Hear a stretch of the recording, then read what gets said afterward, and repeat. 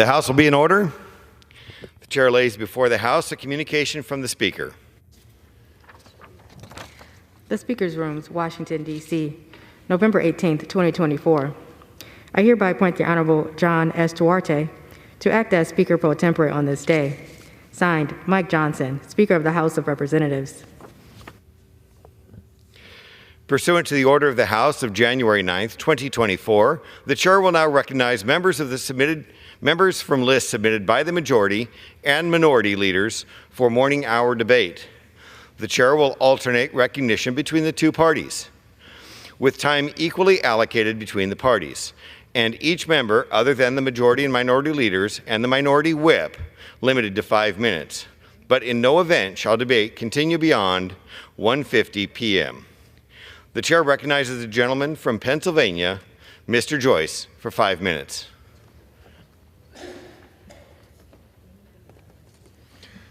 Thank you, Mr. Speaker. Over the past 3 years, Secretary of State Antony Blinken has withheld critical information and worked to conceal the truth about the decisions that were made in the weeks and months leading up to the disastrous withdrawal from Afghanistan. The American people deserve to know the details about the failed strategy that allowed the Taliban to topple the Afghan government. These failures have created a crisis that once again is providing a safe haven for terrorists in Afghanistan, giving space to Al-Qaeda and ISIS-K so that they can train, equip, and arm themselves to attack Americans and our allies. It's time to hold Secretary Blinken accountable for this cover-up and for the State Department to fully comply with the congressional investigation into the withdrawal that has put Americans into danger and the failures that resulted in the deaths of 13 courageous American service members at Abbey Gate. Thank you.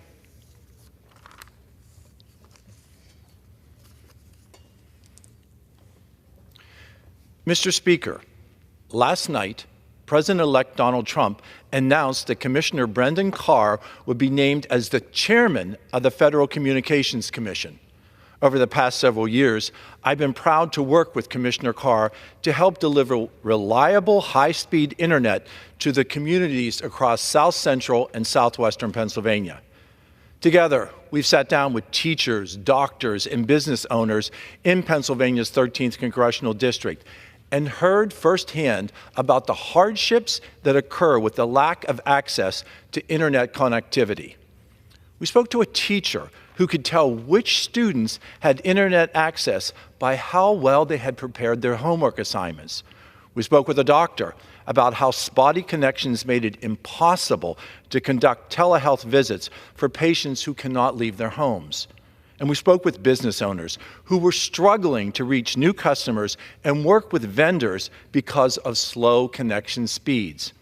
Commissioner Carr will help lead the way on internet connectivity, and I look forward to working together to ensure that everyone in Pennsylvania's 13th Congressional District can have access to affordable and reliable internet throughout the district. Thank you.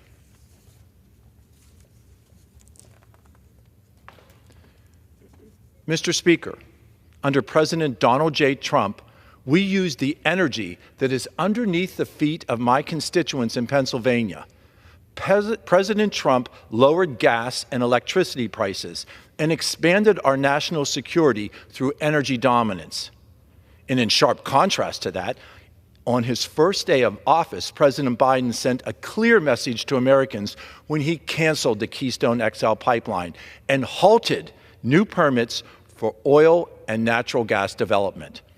With President Trump set to return to the Oval Office, we have a chance to unleash the American energy by reissuing these permits and encouraging the development of new technologies that harness the oil and natural gas that we can produce right here in the United States.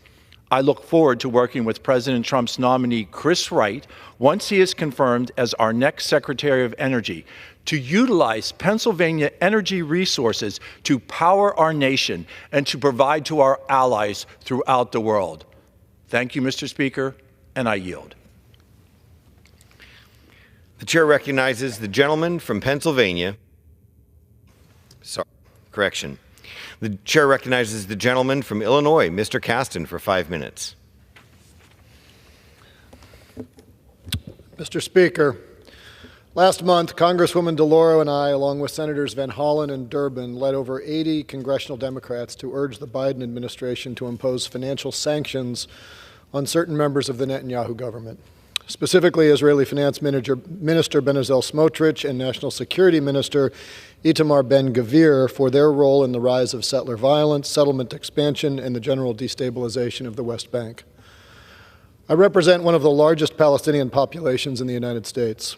I've had constituents who have lost loved ones, have had family land seized, and even as American citizens have been detained in Israeli prisons simply for the crime of visiting their families.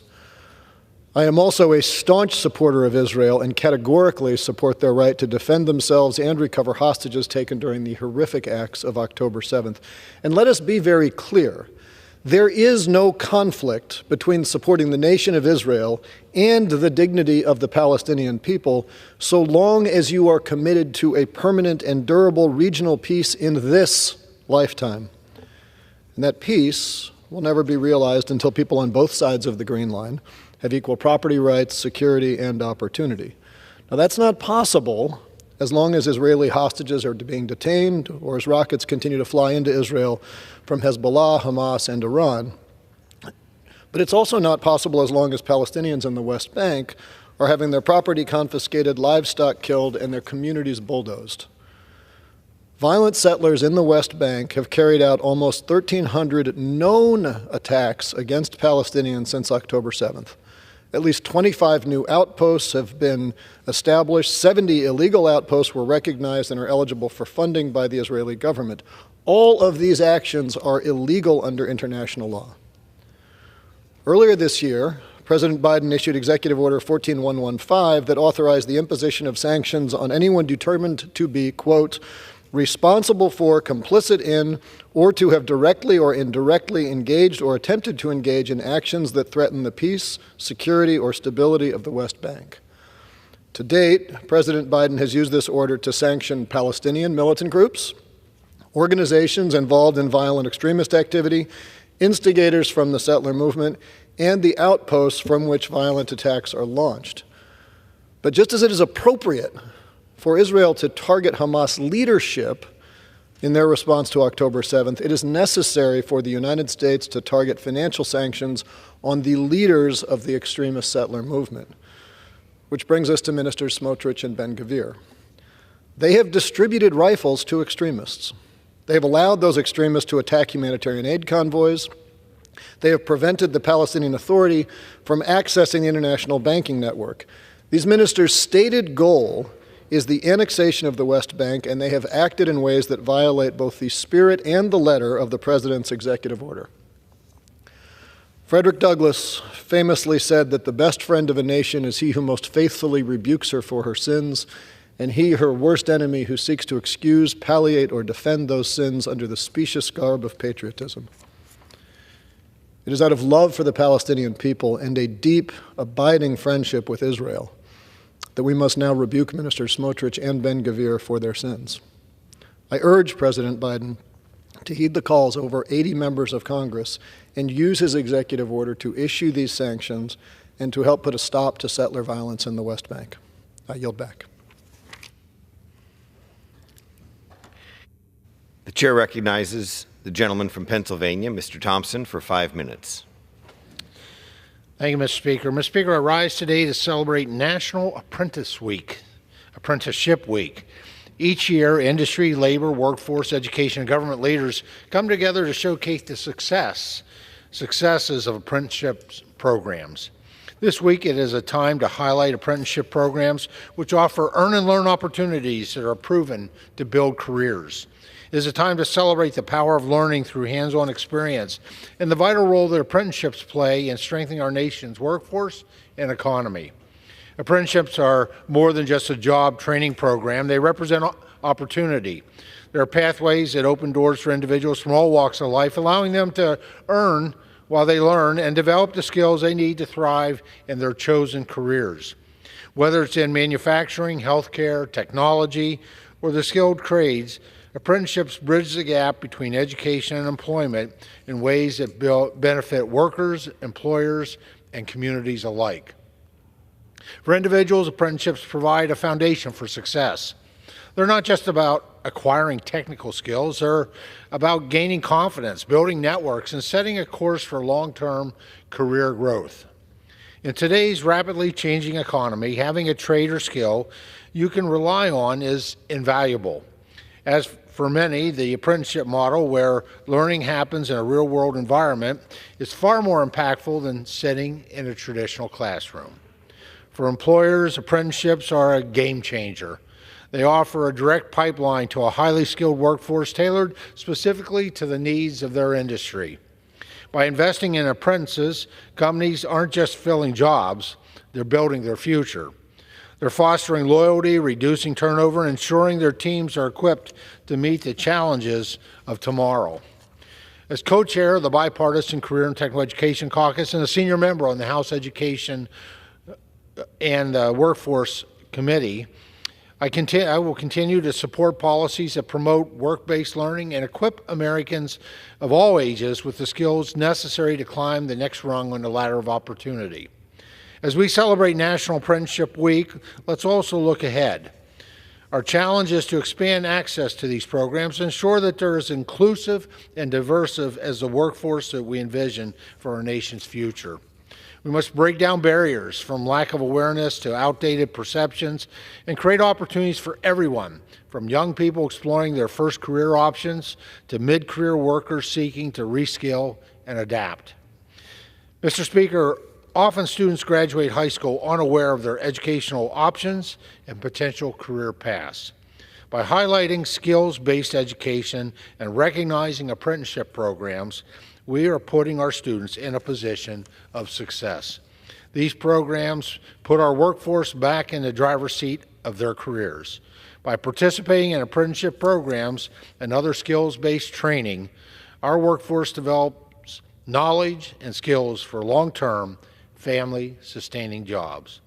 Thank you, Mr. Speaker, and I yield back the balance of my time. The chair recognizes the gentleman from California, Mr. LaMalfa, for 5 minutes.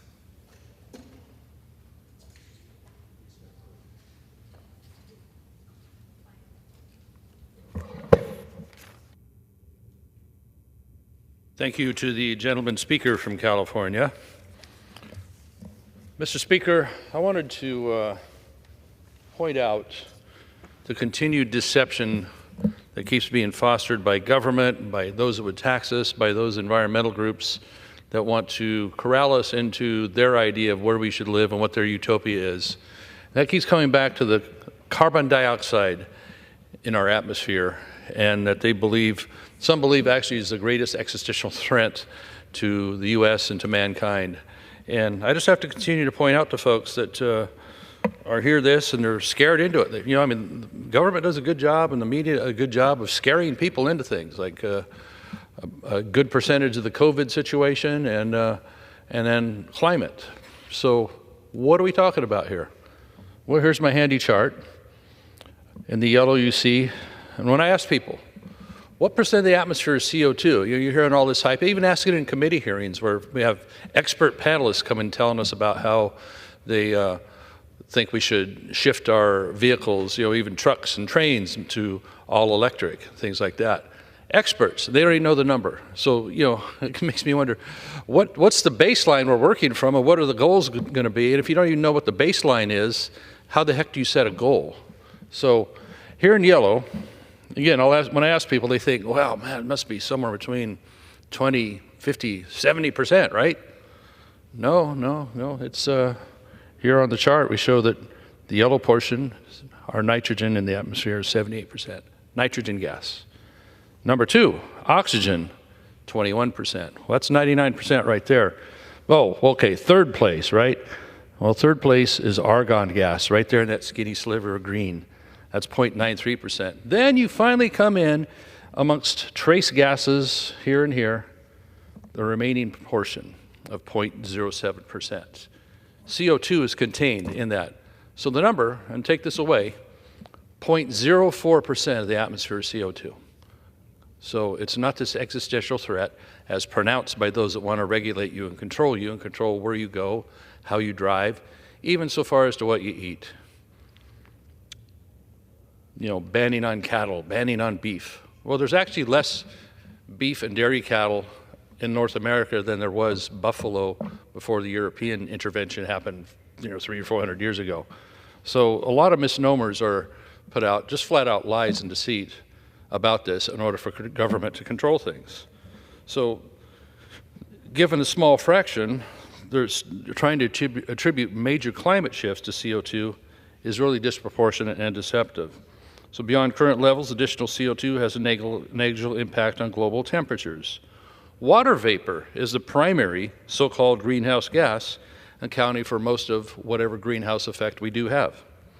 Its immediate and powerful feedback effects overshadow CO2's influence on whatever level of warming we may be having. Earth's history shows significantly higher CO2 levels back then, even going as far back as the Jurassic period, without catastrophic warming. Ecosystems flourished with abundant plant and animal life. Climate models often overemphasize CO2's role while ignoring key natural drivers like solar activity and ocean currents and other factors. The medieval warm period occurred without significant human CO2 emissions, from the industrial age that everybody seems to criticize from that side of the aisle, which highlight natural variability in our climate.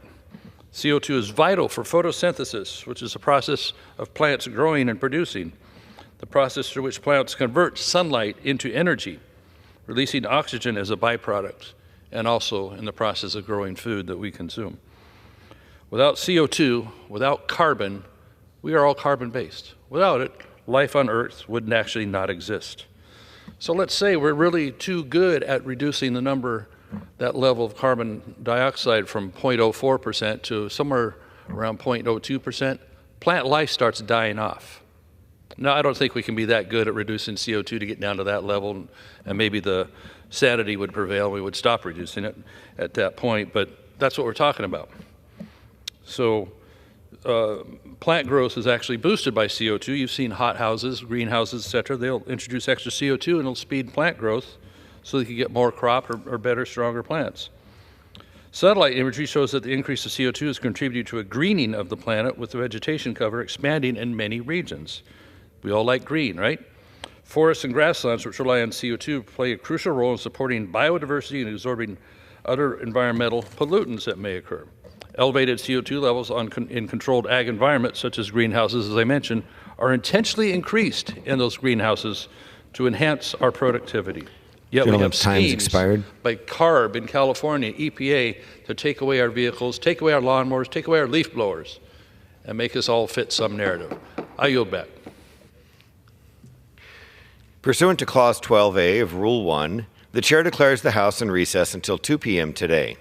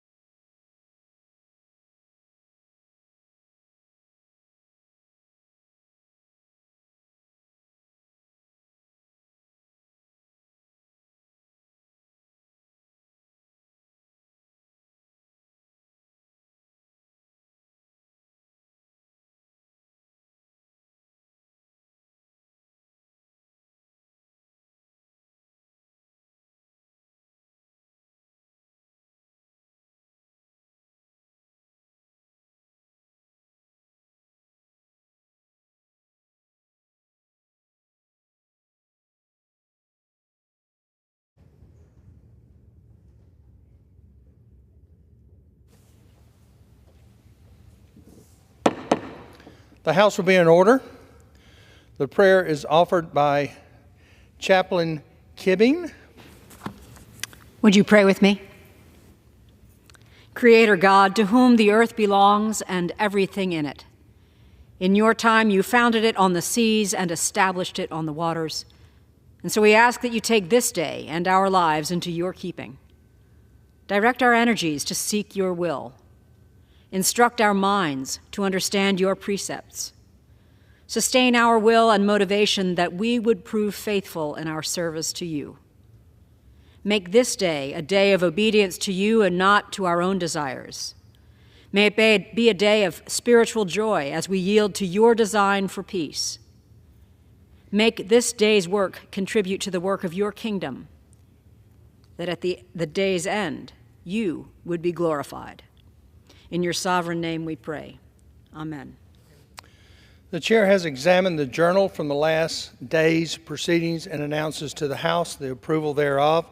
Pursuant to Clause 1 of Rule 1, the journal stands approved. The Pledge of Allegiance will be by the gentleman from Pennsylvania, Mr. Thompson. I pledge allegiance to the flag of the United States of America and to the republic for which it stands, one nation, under God, indivisible, with liberty and justice for all. The chair will entertain requests for 1-minute speeches. So what purpose does the gentleman from Pennsylvania seek recognition? Mr. Speaker, request unanimous consent to address the House for 1 minute and to revise and extend my remarks. Without objections, the gentleman is recognized for 1 minute. Thank you so much, Mr. Speaker. Mr. Speaker, I rise today to recognize Lions Club International for its historic year of service. Lions Club International is the largest service club organization in the world. More than 1.4 million members and over 48,000 clubs serve in 200 countries and geographic areas worldwide. Since 1917, Lions have strengthened local communities through hands-on service and humanitarian projects. They focus on supporting vision, the environment, childhood cancer, hunger, diabetes, and other pressing humanitarian needs to help address some of humanity's biggest challenges. From July 1st, 2023 through June 30th, 2024, Lions helped more than 420 million people worldwide. Over the past year, Lions engaged in more than 1.6 million service projects, a 4% increase over the year prior, inducted nearly 150,000 new members, an 8% increase from the previous year, and awarded more than 1,500 grants totaling $46.4 million, helping millions of people in need globally. As co-chair of the Service Organization Caucus, I applaud Lions Club International's commitment to making our communities better and brighter. Thank you, Mr. Speaker, and I yield back the balance of my time. So what purpose does the gentleman from North Carolina seek recognition? Mr. Speaker, I ask for unanimous consent to address the House for 1 minute to rise and extend. Without objection, the gentleman is recognized for 1 minute.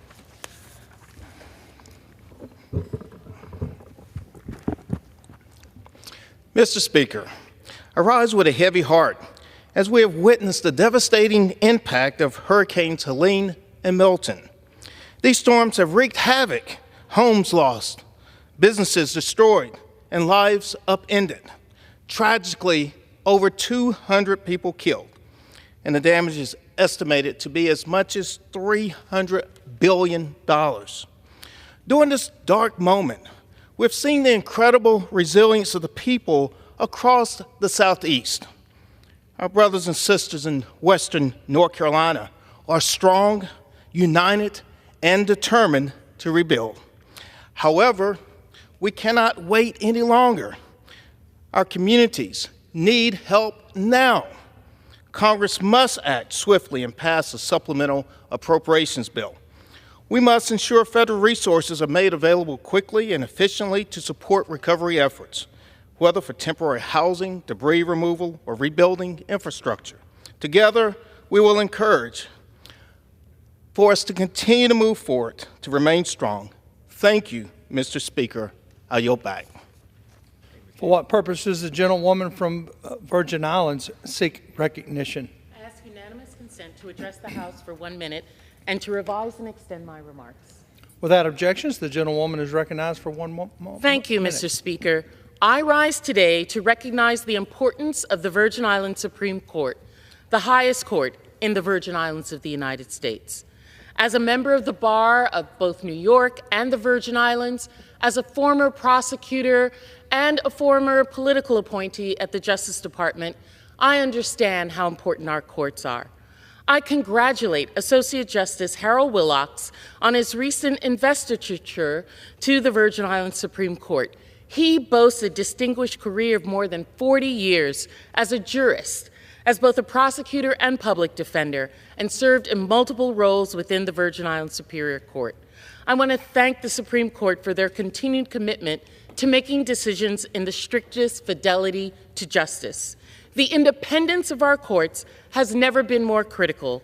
Democracy relies upon the judicial independence and the ability to deliver impartial, prompt decisions in accordance with the rule of law.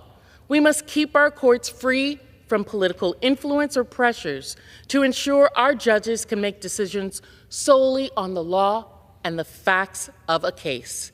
The integrity of the courts will determine the future of our nation. I yield back. Pursuant to Clause 12A of Rule 1, the chair declares the House in recess subject to call of the chair.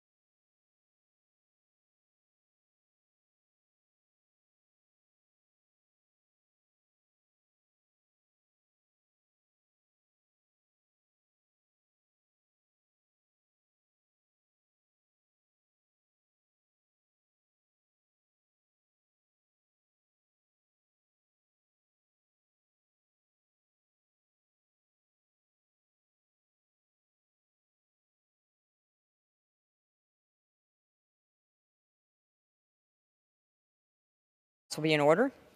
Pursuant to Clause 8 of Rule 20, the Chair will postpone further proceedings today on motions to suspend the rules on which a recorded vote or the yeas and nays are ordered, or votes objected to under Clause 6 of Rule 20. The House will resume proceedings on postponed questions at a later time. For what purpose does the gentleman from South Carolina seek recognition? Madam Speaker, I move that the House suspend the rules and pass the bill H.R. 5536 as amended. The clerk shall report the title of the bill. H.R. 5536, a bill to require transparency in notices of funding opportunity and for other purposes. Pursuant to the rule, the gentleman from South Carolina, Mr. Fry, and the gentlewoman from California, Ms. Porter, each will control 20 minutes. The Chair recognizes the gentleman from South Carolina. Madam Speaker, I ask unanimous consent that all members have 5 legislative days in which to revise and extend their remarks and include extraneous material on this measure. Without objection. And I yield myself such time as I may consume. The gentleman is recognized. Madam Speaker, before serving in Congress, I served in the South Carolina State Legislature. And now here in Washington, I'm passionate about ensuring that state, local, and federal governments all work together and work together well. During my time in office, I've heard from many of our local governments, and particularly in my district in those rural communities, that applying for federal grant money can be a complicated and often confusing process. In big cities, you often have professional staff that do this. In a small town, it is the mayor or his spouse that is doing this. After putting time and effort into filling out a competitive grant application, applicants are left wondering why they were not chosen to be awarded federal grant money, especially if they met all the criteria listed when applying. This leads to grant applicants feeling as though their decisions are made behind closed doors. I think we can all agree that navigating the bureaucratic labyrinth known as Washington, D.C. can be complicated for local governments and for organizations. Grant writers and applicant staff may even be unaware of which selection criteria are weighted more heavily when filling out applications. The Grant Transparency Act requires federal government agencies to shine a light on their decision-making process when awarding federal grant competitive money. With this legislation, federal government agencies would be required to disclose their selection methods when awarding competitive grants. Specifically, the bill requires that notice of funding opportunities for all federal competitive grants to have, 1, a description of any rating system, evaluation, and selection criteria the agency uses to assess the grant application, 2, a statement on whether the agency uses a weighted scoring method and a description of that method, and 3, any other qualitative or quantitative merit-based approach the agency may use to evaluate applications.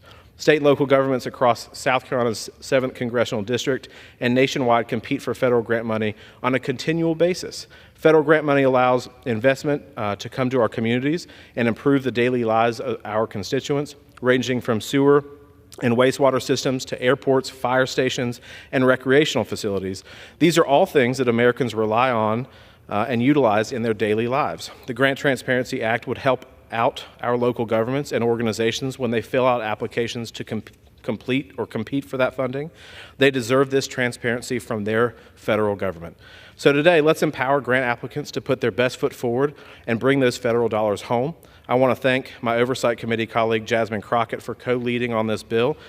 This simple bill has the potential to make a very meaningful impact in countless communities and nonprofits nationwide. I urge my colleagues to support this straightforward bipartisan bill, and I reserve the balance of my time. The gentleman reserves. The gentlewoman from California is recognized. I rise in support of H.R. 5536 and applaud Representatives Fry and Jasmine Crockett for their bipartisan leadership on this bill. H.R. 5536 aims to increase transparency in the federal grant-making review and award process. It does so by strengthening agency compliance with Title II of the Code of Federal Regulations, which describes the contents that notices of funding opportunities must include. It requires that each notice of funding opportunity for a competitive federal grant to include specific information about how applications will be assessed, providing all applicants with greater access to the information they need to submit competitive applications. The Biden-Harris administration has taken important steps to strengthen transparency in and improve accessibility to the federal grant-making process. For example, in April 2024, the Office of Management and Budget announced significant updates to the Uniform Grants Guidance, which governs how agencies make grants and provide other forms of financial assistance. The updates focused on reducing compliance costs, removing barriers to entry and accessibility, and making federal funds easier to track. H.R. 5536 is aligned with these goals, and I urge my colleagues to support it today. I reserve the balance of my time. The gentlewoman reserves. The gentleman from South Carolina is recognized. Thank you, Madam Speaker. I encourage all my colleagues to support this common sense and bipartisan bill to make the application process for competitive grants much more transparent on our local governments and our nonprofits. And with that, Madam Speaker, I yield the balance of my time. The gentleman yields back as the gentlewoman prepares to close. Madam Speaker, I have no further speakers and yield back the balance of my time. The gentlewoman yields back. The question is, will the House suspend the rules and pass the bill H.R. 5536? Those in favor say aye. Those opposed say no. In the opinion of the chair, 2/3 being in the affirmative, the rules are suspended. The bill is passed, and without objection, the motion to reconsider is laid on the table. For what purpose does the gentleman from South Carolina seek recognition? Madam Speaker, I move that the House suspend the rules and pass the bill H.R. 5658 as amended. The clerk shall report the title of the bill.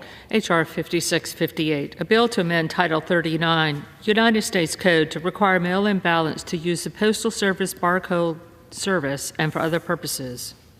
Pursuant to the rule, the gentleman from South Carolina, Mr. Fry, and the gentlewoman from California, Ms. Porter, each will control 20 minutes. The chair recognizes the gentleman from South Carolina. Madam Speaker, I ask unanimous consent that all members have 5 legislative days in which to revise and extend their remarks to include extraneous material on this measure. Without objection? I yield myself such time as I may consume. The gentleman is recognized. Thank you, Madam Speaker. I rise in support of H.R. 5658, the Vote by Mail Tracking Act. Every American citizen who votes deserves to know that their vote has been counted and their voice has been heard. This bill, the Vote by Mail Tracking Act, would ensure that this is the case. H.R. 5658 requires that all ballots for federal election mailed within the United States to or from a voter contain a post-service barcode.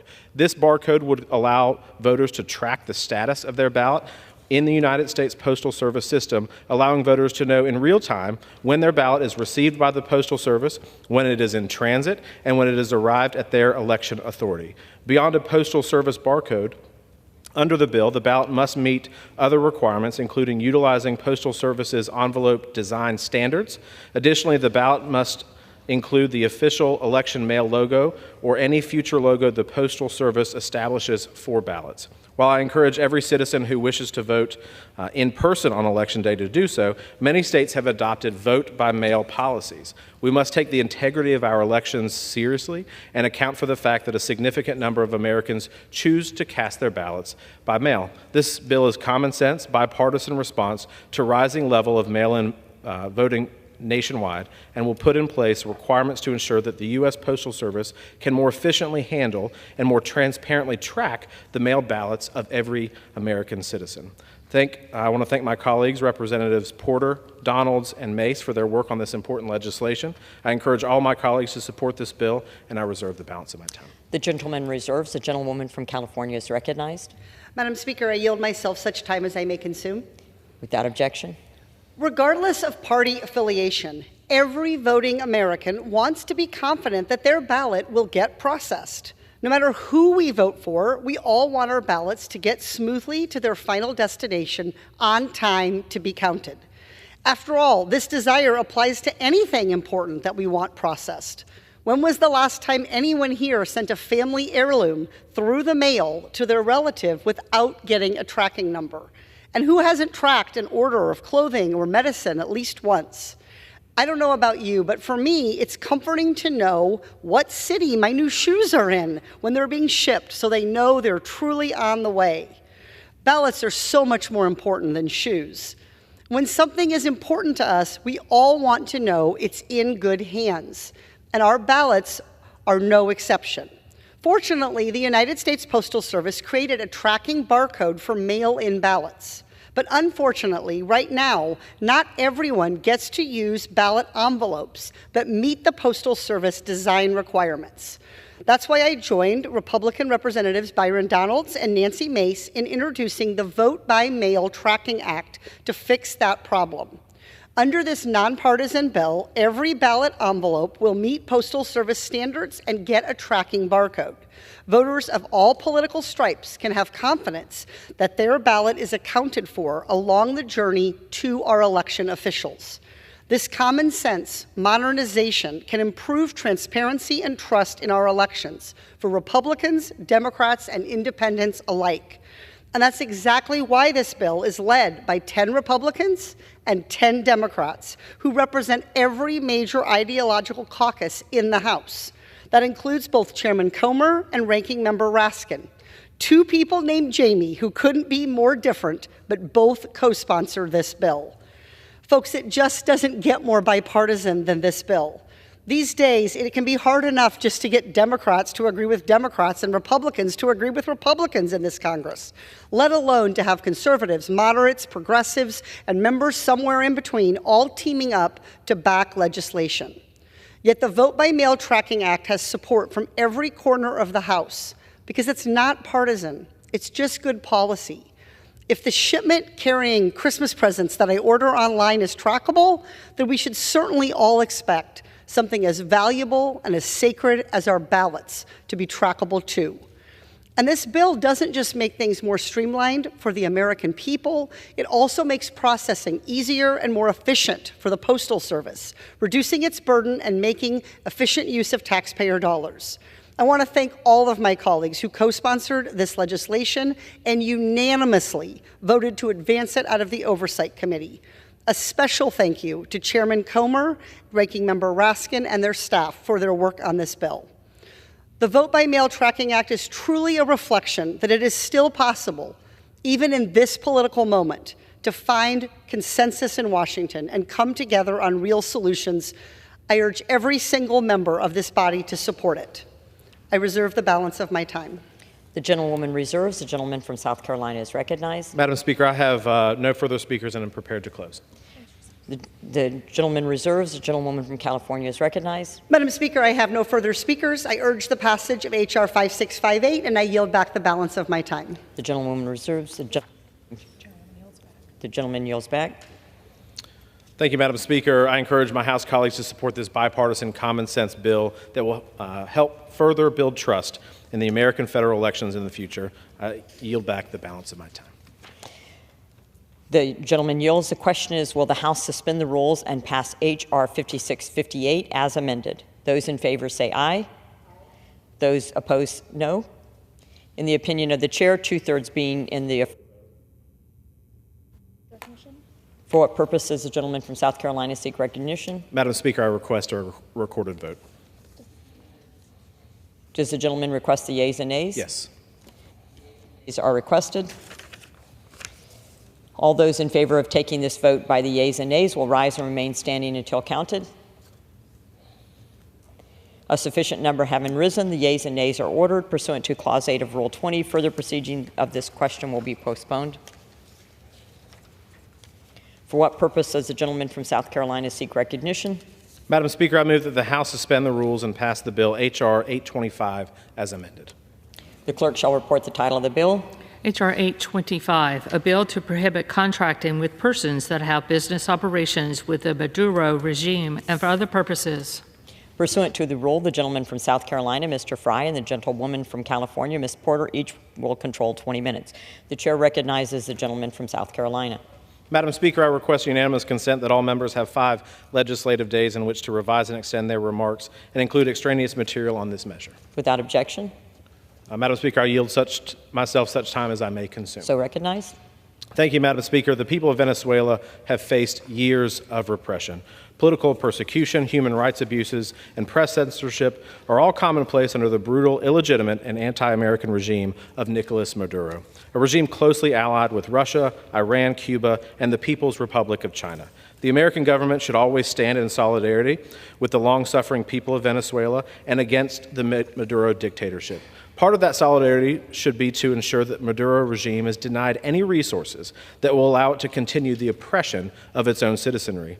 This past July, Maduro and his representatives falsely claimed victory in Venezuela's presidential election. Maduro has since been accused of intimidating and repressing his opposition in order to cling to power. And a couple of months ago, on September 12th, the United States sanctioned 16 of Nicolas Maduro's allies in response to accusations that they engage in human rights abuses and election obstruction. While not all of Maduro's allies will be subject to sanction, the money of hardworking U.S. taxpayers should not ultimately find its way to those who support the regime of a ruthless dictator. H.R. 825 is straightforward.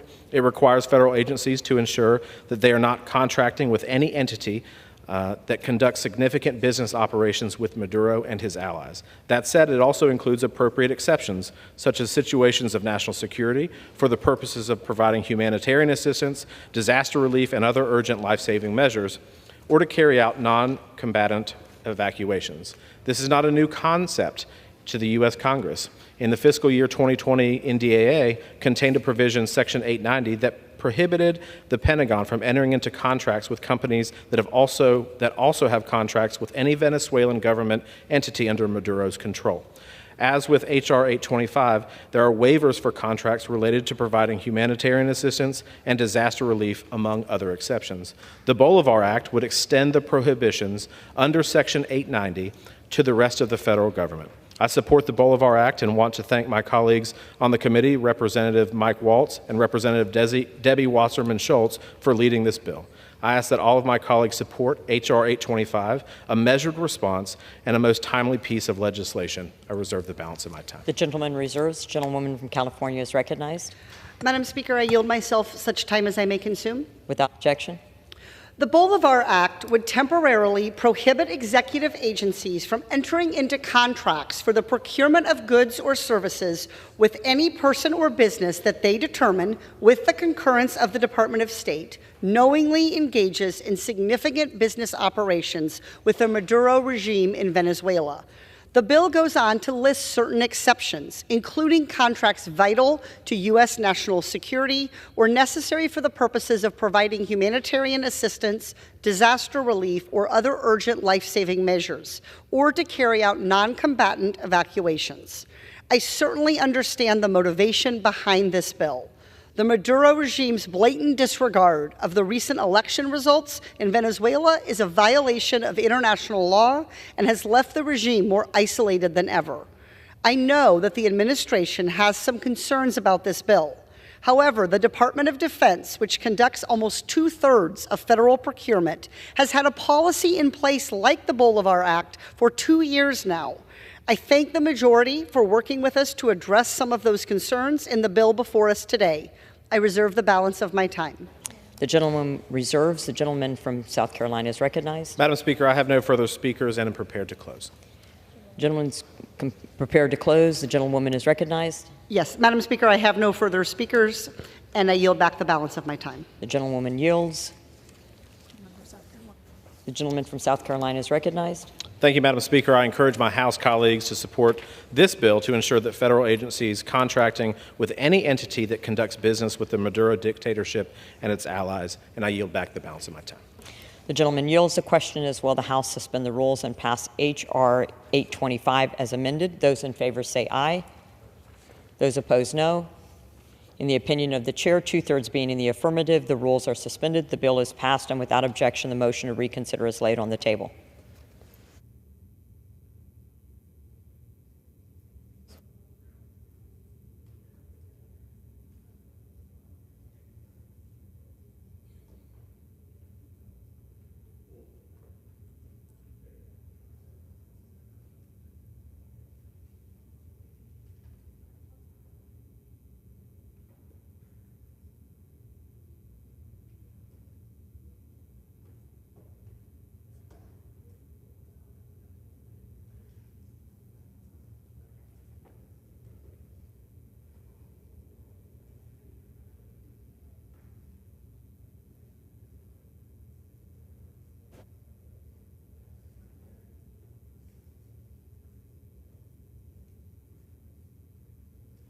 For what purpose does the gentleman from Illinois seek recognition? Speaker, I move to suspend the rules and pass S3126, the Mark R. Place Act. The clerk shall report the title of the bill. Senate 3126, an act to amend Title 38 United States Code to authorize the Secretary of Veterans Affairs to furnish or replace a headstone, marker, or medallion for the grave of an eligible Medal of Honor recipient, regardless of the recipient's dates of service in the armed forces and for other purposes. Pursuant to the rule, the gentleman from Illinois, Mr. Bost, and the gentleman from California, Mr. Takano, each will control 20 minutes. The chair recognizes the gentleman from Illinois. Speaker, I ask unanimous consent that all members have 5 legislative days in which to revise and extend their remarks on S3126. Without objection. Speaker, I yield myself as much time as I may consume. The gentleman is recognized. Thank you, Madam Speaker. I rise today in support of S3126. This bill was introduced by Senator Braun, and I want to thank my friend, Representative Luttrell. He's the chairman of the Subcommittee on Disability Assistance and Memorial Affairs, for leading the House companion bill to this important bill. The Mark R. Place Act would ensure that every Medal of Honor recipient is properly honored where they have been laid to rest. Under current law, only Medal of Honor recipients who served on or after April 6, 1917, can receive a headstone, grave marker, or medallion that reflects the Medal of Honor status. S3126 would remove that unjust date limitation, and it should go without saying that every Medal of Honor recipient's story of service should be displayed on their headstone, should their family wish to do so. The Medal of Honor is our nation's highest military award. It is reserved for service members who have demonstrated extraordinary bravery and self-sacrifice in combat. Over 2,000 service members were awarded Medals of Honor before April 6, 1917, and this bill would ensure that they are all recognized for their bravery. I urge all of my colleagues to support S3126, and with that, I reserve the balance of my time. The gentleman reserves. The gentleman from California is recognized. Madam Speaker, I yield myself such time as I may consume. With objection. Madam Speaker, I rise today in support of S3126, the Mark R. Place Act. I thank Senator Mike Braun for introducing this bill and Representative Morgan Luttrell for introducing the House companion. This bill authorizes the Department of Veterans Affairs to furnish a headstone, marker, or medallion signifying the status of a deceased member of the armed forces as a Medal of Honor recipient, regardless of when the member served. In spite of what the President-elect may think, the Medal of Honor is the highest award for valor in action against the enemy force that can be bestowed upon an individual serving in the armed forces of the United States. And since 1976, VA has provided distinctive government-furnished headstones and markers for Medal of Honor recipients to recognize this prestigious honor.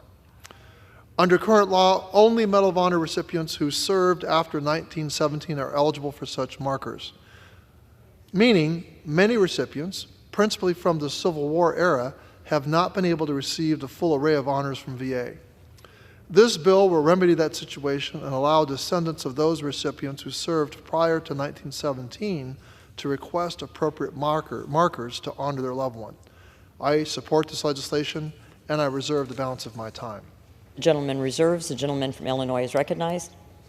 Madam Speaker, I now yield 3 minutes to my good friend and the chairman of the DAMA Committee, Representative Morgan Luttrell from Texas. The gentleman is recognized.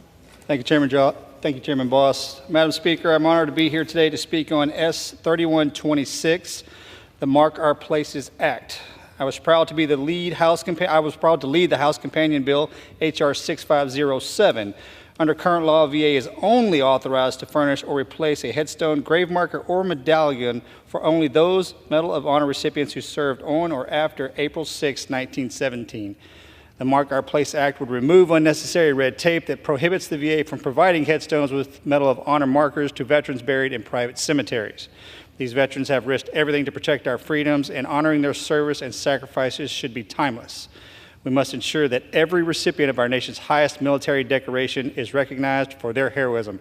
I'd like to thank Senator Braun, Chairman Boss, and Ranking Member Takana. I urge my colleagues to support S. 3126, and I yield back the balance of my time. Madam Speaker, I have no more speakers, and I am ready to close, and I reserve the balance of my time. The gentleman reserves. The gentleman from California is recognized. Madam Speaker, I have no further speakers. I'm prepared to close. The gentleman is recognized. Thank you, Madam Speaker. I support S. 3126, the Mark Our Place Act, and I yield back the balance of my time. The gentleman yields. The gentleman from Illinois is recognized. Thank you, Madam Speaker. Once again, I encourage members to support this legislation, and I yield back the balance of my time. The gentleman yields. The question is, will the House suspend the rules and pass Senate 3126? Those in favor say aye. Aye. Those opposed, no.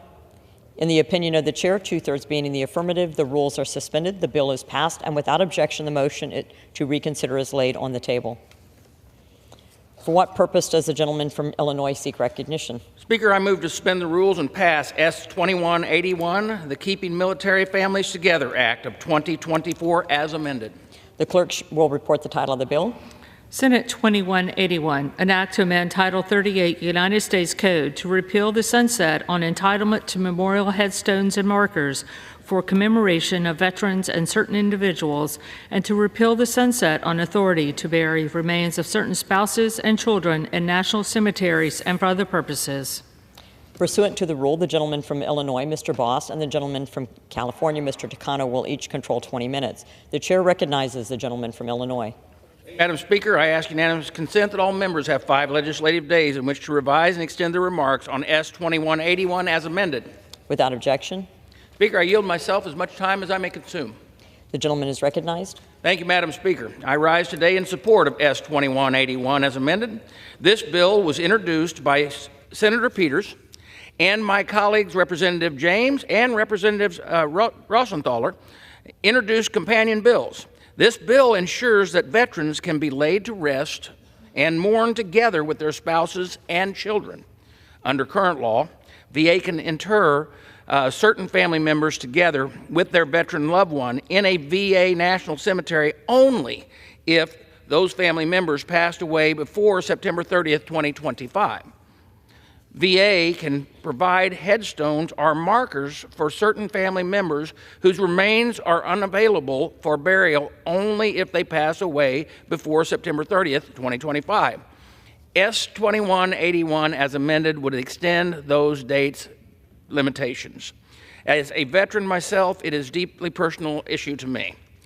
We must ensure that veterans and their families have the option of being laid to rest together.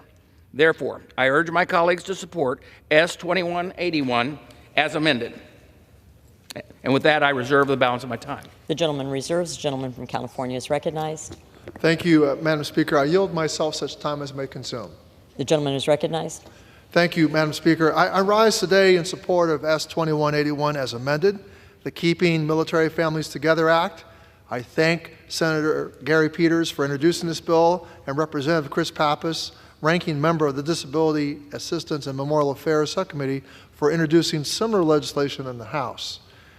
This bill extends 2 Department of Veterans Affairs burial benefits provided to spouses and dependent children of veterans or active duty service members. Specifically, the bill requires VA to provide memorial headstones or markers for spouses or dependent children of veterans and service members who were serving on active duty at the time of the spouse's or child's death. Additionally, the bill authorizes burial in any open national cemetery under the control of the National Cemetery Administration for a spouse or dependent child of veterans or service members who were serving on active duty at the time of the spouse's or child's death. Madam Speaker, these burial authorities were set to expire at the end of October, and many families would have been faced with extremely difficult decisions about where to inter their loved ones. Thankfully, we were able to extend these authorities for an additional year and the most recent continuing resolution. However, families of veterans need more certainty. And while I'm disappointed that we couldn't extend these authorities permanently, as Senator Peters and Ranking Member Pappas had originally intended, the additional 7 years presented in this bill will will still allow for some time, for some long-term end-of-life planning for many families. I do support this legislation, and I reserve the balance of my time. The gentleman reserves. The gentleman from Illinois is recognized. Thank you, Madam Speaker. I'm ready to close, and I reserve the balance of my time. The gentleman reserves. The gentleman from California is recognized. Madam Speaker, I have no further speakers, and I'm prepared to close. Thank you, Madam Speaker. I support S2181 as amended, the Keeping Military Families Together Act. I yield back the balance of my time. Gentleman yields. The gentleman from Illinois is recognized. Madam Speaker, once again, I encourage the members, all members, to support this legislation, and I yield back the balance of my time. The gentleman yields. The question is, will the House suspend the rules and pass Senate 2181 as amended? Those in favor say aye. Aye. Those opposed, no. In the opinion of the chair, 2/3 being in the affirmative, the rules are suspended, the bill is passed, and without objection, the motion to reconsider is laid on the table. Without objection, the title is amended.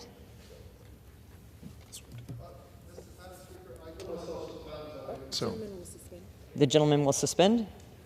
Excuse me, where were we?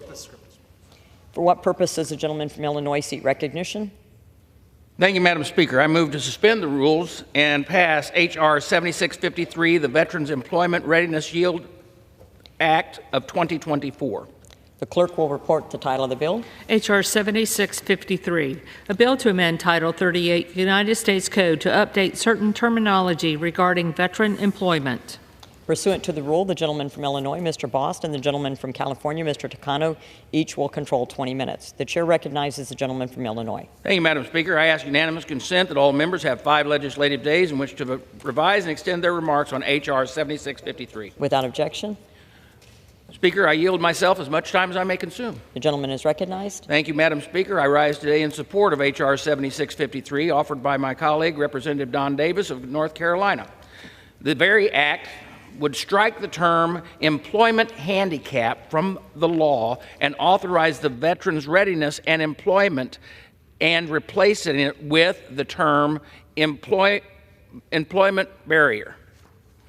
This term is used in the law to describe participants who are eligible and entitled to receive benefits and services. The bill is a simple fix that would remove a negative view of the term handicap and replace it with a more positive word. This Congress, VA has made significant mistakes that have damaged their relationship with veterans, and it is our job as Congress to help VA rebuild trust with our veterans. While the new Trump administration has many issues to fix that were created by the current administration, this change is a step in the right direction. The Republican majority, was worked hard to improve the VR&E program. Now, when we have put the VA's feet to the fire to ensure that veterans are put first when using the VR&E program, Representative Davis's bill takes a step in the right direction to do exactly that. We must continue to break down barriers to level the playing field for veterans seeking employment. I thank the VFW and the DAV for supporting this bill. I also recognize the work of my colleagues on the other side of the aisle on this legislation, and I urge my colleagues to support H.R. 7653. And with that, I reserve the balance of my time. The gentleman reserves. The gentleman from California is recognized. Madam Speaker, indeed, this time I yield myself such time as I may consume. Without objection. Madam Speaker, I rise in support of H.R. 7653, the Veterans Employment Readiness Act of 2024, introduced by my good friend, Representative Don Davis. The Veteran Readiness and Employment Act, or VR&E program, offers vital services to help veterans and service members with service-connected disabilities and those determined to have an employment handicap prepare for, find, and maintain suitable employment or live more independently. This bill would replace the terms employment handicap and serious employment handicap with the terms employment barrier and serious employment barrier. Historically, the term handicap has been associated with disadvantage or burden, which does not accurately reflect our veteran population. By making this change, we acknowledge the challenges that veterans with service-connected disabilities often face in the job market. Eliminating the stigma associated with these disabilities will encourage more veterans to participate in the VR&E program, ultimately assisting them in preparing for and securing meaningful employment. The Department of Veterans Affairs requested this change, which has bipartisan support and incurs no cost. I want to thank Mr. Davis for his work on veterans issues during his first term in office. I'm proud of his work to open doors at VA for more veterans so they may access the benefits they have earned through their service. I urge all members to support this legislation, and I reserve the balance of my time. The gentleman reserves. The gentleman from Illinois is Madam recognized. Speaker, I have no more speakers, and I'm ready to close, but I reserve the balance of my time. The gentleman reserves. The gentleman from Illinois or California is recognized. Madam Speaker, I now would like to yield such time as he may consume to my good friend and also a veteran who is a member of the House Agriculture Committee and House Armed Services Committee, the gentleman from North Carolina, Representative Donald Davis. The gentleman from North Carolina is recognized. Thank you, Madam Speaker, and to the ranking member and the chair. I rise in support of H.R. 7653, the Veterans Employment Readiness Yield Act. On behalf of North Carolina's 1st Congressional District veterans, which I'm proud to represent, I urge my colleagues to vote in favor of this legislation. I thank Congressman Ciscomani in particular, who co-led the bill with me, the House Veterans Affairs Committee for moving it forward. Also, the Disabled American Veterans and Paralyzed Veterans of America for endorsing this legislation. H.R. 7653 amends terminology in the Veteran Readiness Employment Program to replace the term employment handicap with employment barrier and the term serious employment handicap with serious employment barrier, while leaving the definitions unchanged. The Veteran Readiness Employment Program helps former service members find jobs and ensure the mental and financial well-being. Updating the terminology will improve efficiency and encourage disabled veterans to use the VRE program. No veteran should have any discomfort advocating for themselves and seeking help for their service-connected disabilities. We will not stop fighting until every disabled veteran has what they need to get the assistance that they deserve and have earned. Thank you, and I yield back. The gentleman yields. The gentleman from Illinois is recognized. I have no more speakers, and I'm ready to close. I reserve. Gentleman from California is recognized. Madam Speaker, I have no further speakers, and I'm prepared to close. The gentleman is recognized. Thank you, Madam Speaker. I support H.R. 7653, the Veterans Employment Readiness Act of 2024, and I yield back the balance of my time. The gentleman yields. The gentleman from Illinois is recognized. Madam Speaker, once again, I encourage members to support the legislation, and I yield back the balance of my time. The gentleman yields. The question is, will the House suspend the rules and pass the bill H.R. 7653 as amended? Those in favor say aye. Aye. Those opposed say no. It's not as amended. It's not as amended. Can you start? The question is, will the House suspend the rules and pass the bill H.R. 7653? Those in favor say aye. Those opposed say no. In the opinion of the chair, 2/3 being in the affirmative, the rules are suspended and the bill is passed without objection. The motion to reconsider is laid on the table. For what purpose does the gentleman from Illinois seek recognition? Madam Speaker, I move to suspend the rules and pass H.R. 8371 as amended.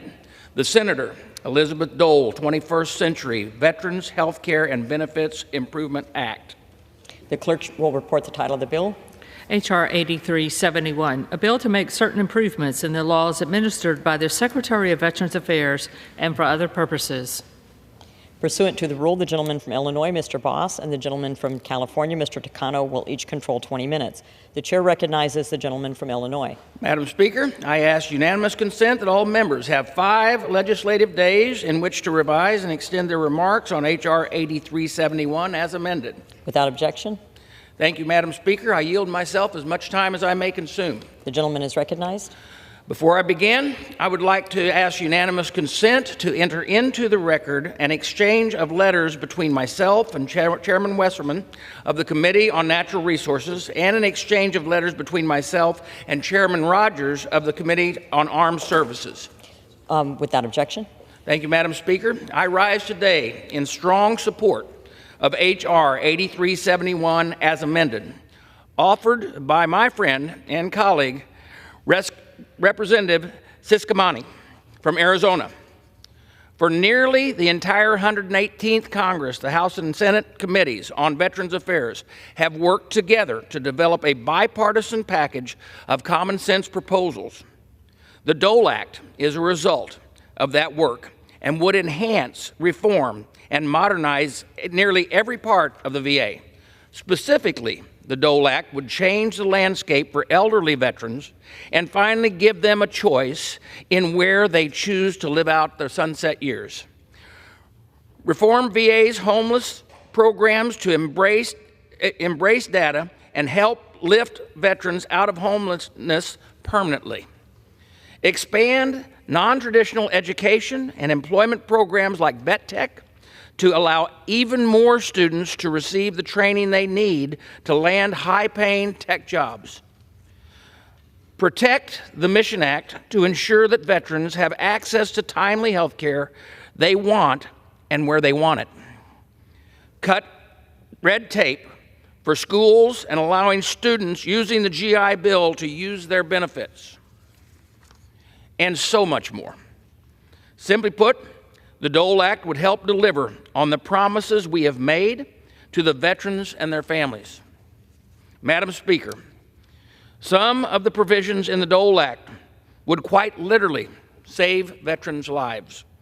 Since COVID, homeless prevention providers haven't been able to keep pace with rising costs and help as many veterans as they would like.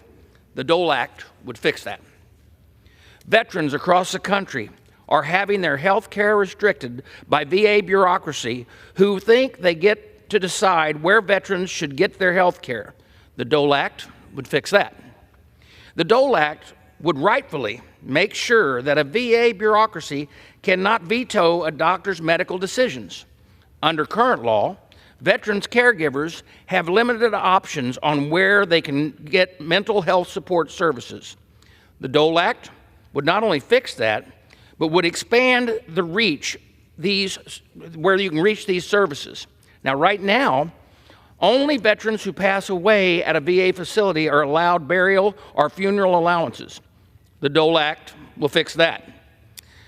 Speaker, there are a lot of good things in this bill, and it's past time for us to send it to the President's desk before it's too late. I want to thank the over 50 veteran service organizations that have advocated and their organizations and stakeholders from every corner of this country for their support of the Dole Act, and I want to thank them for that. Their advocacy and work in collaborating with the House and the Senate VA committees has finally brought this bill to the finish line. I would like to ask unanimous consent to insert into the record 2 letters of support from these organizations. Without objection. Thank you, Madam Speaker. While I think we could and should have been able to pass this bill months ago, I am pleased to be here today. I know that some of my colleagues on the other side of the aisle took issue with some provisions in the Dole Act due to a disagreement on the provision's intent. The provision that they were opposing only affected about 6% of the VA's current community referrals. This provision would rightfully make sure that VA bureaucracy cannot veto a doctor's medical decisions. Veterans groups understand this, and that is why they support this bill from the start and without reservation. Thanks to the hard work of these groups pushing members to do the right thing, we have come to a compromise on the language before us today. I think it is obvious to everyone that our veterans and their families simply can't wait. Before I reserve my time, I would like to thank Representative Ciscomani and dozens of members that have have provisions in this bill. And I am so happy to have members like Representative Ciscomani on our team. I would also like to thank my friend, Majority Leader Steve Scalise, for bringing the Dole Act to the floor. He has reaffirmed his and the rest of the House Republicans' commitment to veterans, service members, and their families.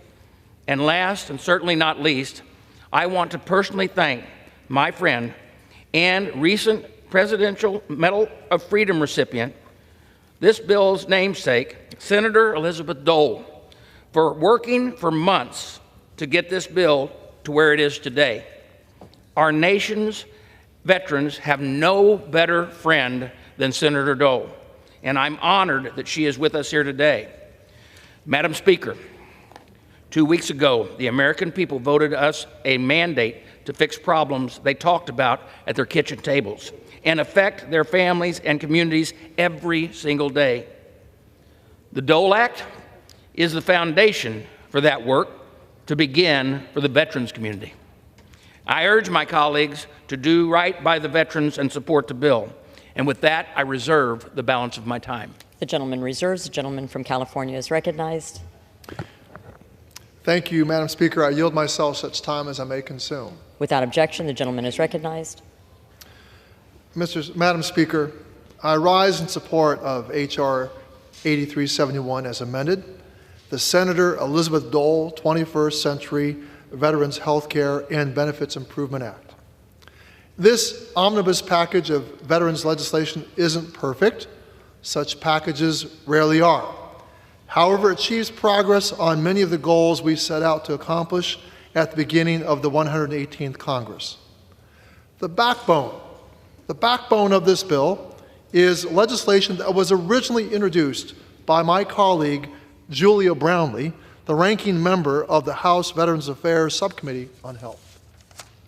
Representative Brownley has worked tirelessly for nearly 3 years to pass the Elizabeth Dole Home Care Act, H.R. 542.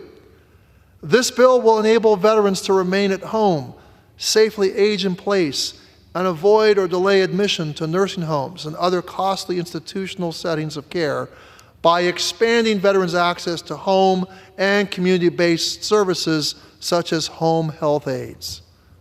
This legislation will also help connect veterans' caregivers to respite care and other support services that help them care for veterans at home. Further, it will help improve VA's coordination with other federal long-term care programs that promote aging at home. So I'm very thankful to my colleague and her important work, Julia Brownley, but I know she worked very closely with Senator Elizabeth Dole, and Senator Dole has risen to an amazing stature in our country, and I'm so proud that she is also here in this chamber with us today, as the chairman mentioned. And I hope someone will get her a blanket because it is so dang cold in this chamber that I don't want her to freeze up there. This legislation is an investment in care for millions of veterans and current service members who need this help now and in the future. And despite the great need for this bill, it has been an uphill battle to get it passed. This chamber had an opportunity almost a year ago to pass the Elizabeth Dole Home Care Act as a standalone bill. Unfortunately, House Republicans decided to bring a version to the floor they knew the Senate wouldn't pass. And why would they do that, you may ask? Well, because they decided to hold the Elizabeth Dole Home Care Act and other bipartisan policy priorities hostage, attempting to use them as leverage to achieve their goal of outsourcing more VA care to for-profit health care providers. The Democratic caucus stood firmly against these efforts. It can be difficult and isolating to stand on policy principles, but I will always do so when the future of veterans' health care is on the line. And it is. The system is already straining, and if we don't take real and serious action, it will break. House Republicans attempted nearly for a year to use H.R. 8371 to advance harmful provisions that would have undermined health care directly provided by VA, driving veterans to for-profit, lower-quality care from contracted providers.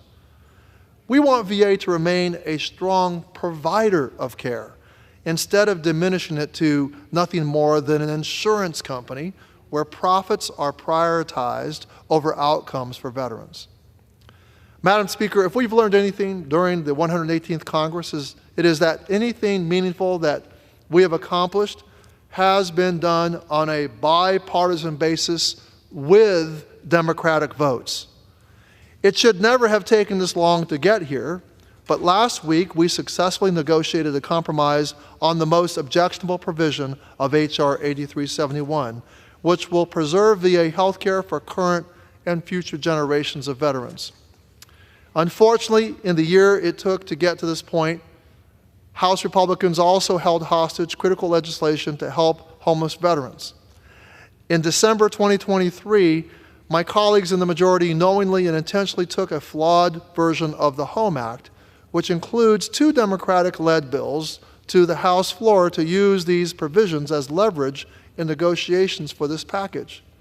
They used homeless veterans as political pawns in the same way that they did with elderly and disabled veterans and their caregivers.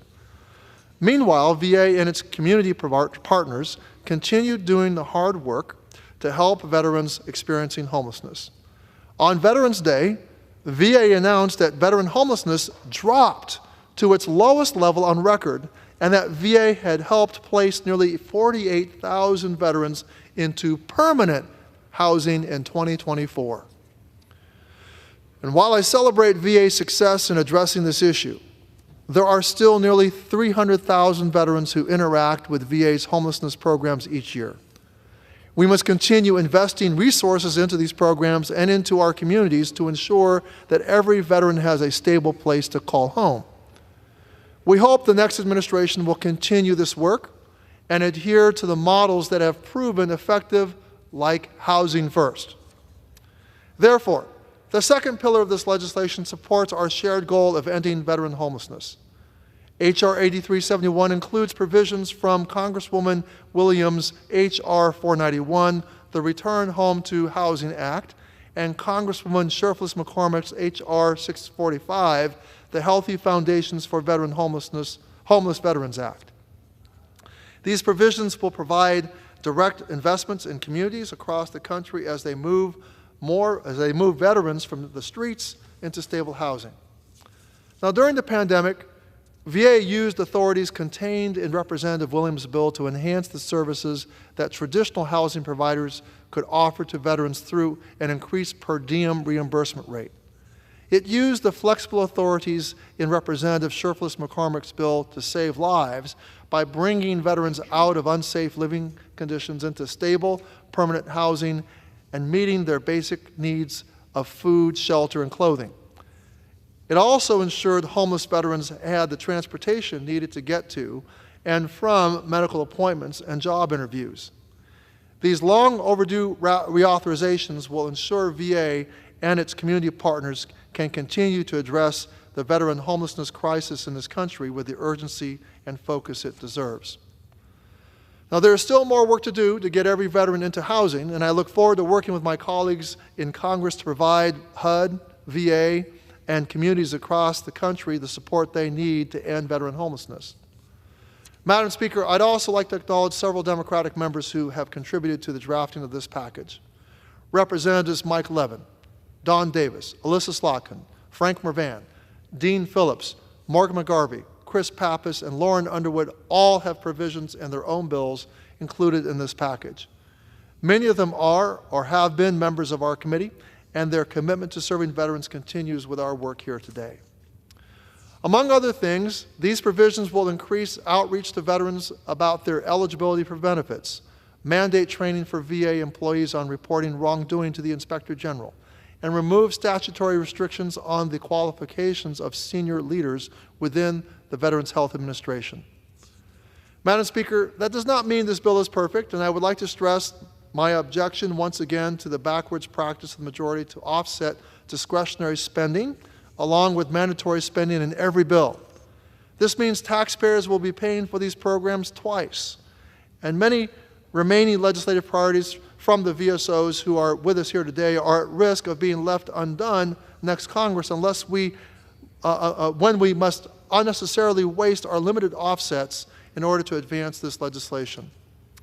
Also missing from this package is a strong piece of bipartisan, bicameral good government legislation that would have installed much-needed guardrails on VA's electronic health record modernization project.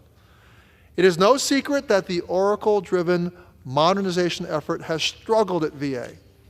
The program is woefully behind schedule and is only operational at 6 of the 172 medical centers.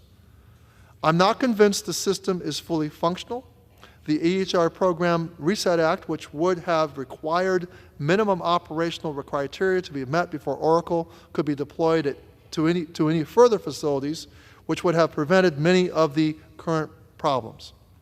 Further, this key legislation would have improved coordination with the Department of Defense and instituted major contracting and acquisition reforms over VA's IT modernization efforts that are long overdue. Unfortunately, Reset was stripped from the package, which is not surprising given the army of lobbyists that Oracle unleashed to kill it. That said, I would like to thank the Veteran Service Organization community and other stakeholders whose tireless efforts and refusal to compromise their values proved critical in finally getting our Republican majority back to the negotiating table to reach a compromise on H.R. 8371 last week. As we saw with the passage of the PACT Act, we know good things can be accomplished when VSOs are unified and committed to doing the right thing. I'm glad that House Democrats also held firm to our values in negotiations and fought to preserve VA health care for current and future generations of veterans. This package has taken more than a year to get to the finish line, but I'm pleased that we as a caucus will be able to support passage on this compromise today. With that, Madam Speaker, I reserve the balance of my time. The chair reminds members that the rules do not permit members to refer to persons in the gallery. The gentleman reserves. The gentleman from Illinois is recognized. Thank you, Madam Speaker. I would like to yield 2 minutes to the gentleman from Michigan, General Jack Berkman. The gentleman from Michigan is recognized. Thank you, Madam Speaker. I rise today in support of H.R. 8371. This important bill package will strengthen VA community care, streamline the disability benefits process, and improve oversight and accountability at VA. Its consideration here today is the culmination of months of committee work, negotiation, and fine-tuning on behalf of our nation's veterans. Included in this package is language from the Elizabeth Dole Home Care Act of 2023, which will improve support for aging veterans and their caregivers. I was proud to join Congresswoman Brownley in introducing the bill last year, and I'm proud to support this larger bill package as a veteran, as a member of the House VA Committee. While I could fill an hour of time discussing this and the many other important reforms of this bill, I'd like to focus on a relatively small provision that exemplifies the good advocacy and policymaking that often goes unnoticed by the media. Gerald's Law, which I was originally introduced it as H.R. 234, named after Gerald Elliott, a U.S. Army veteran and a resident of the Upper Peninsula of Michigan in my district. Jerry passed away in 2019 while receiving VA hospice care at his home. Following his death, Jerry's family discovered that even though he received hospice care through the VA, the fact that he received this care at home meant his family did not qualify for burial benefits after his death. I was made aware of this injustice by Deese Formolo, the veteran service officer who was assisting Jerry's family. Her advocacy led me to create Gerald's Law, a bill to fix this legislative oversight and ensure that no veteran will have to worry about losing his VA benefits for their family when choosing to spend their last days in the comfort of their home. I'm grateful for the inclusion of Gerald's Law in this package, and I'd like to thank Chairman Bost and the VA committee staff for their tireless work getting this across the finish line. I urge my colleagues to support H.R. 8371, and I yield back. The gentleman yields. The gentleman from Illinois reserves. The gentleman from California is recognized. Thank you, Madam Speaker. At this time, I'd like to yield 5 minutes to my good friend, the ranking member of the Subcommittee on Health, Ranking Member Julia Brownley from the great state of California. The gentlewoman from California is recognized. Thank you, Madam Speaker. I rise in support of the Elizabeth Dole 21st Century Veterans Health Care and Benefits Improvement Act. As you know, last week on Veterans Day, many of us attended events in our congressional districts to commemorate Veterans Day and to honor the men and women who have served our nation in uniform.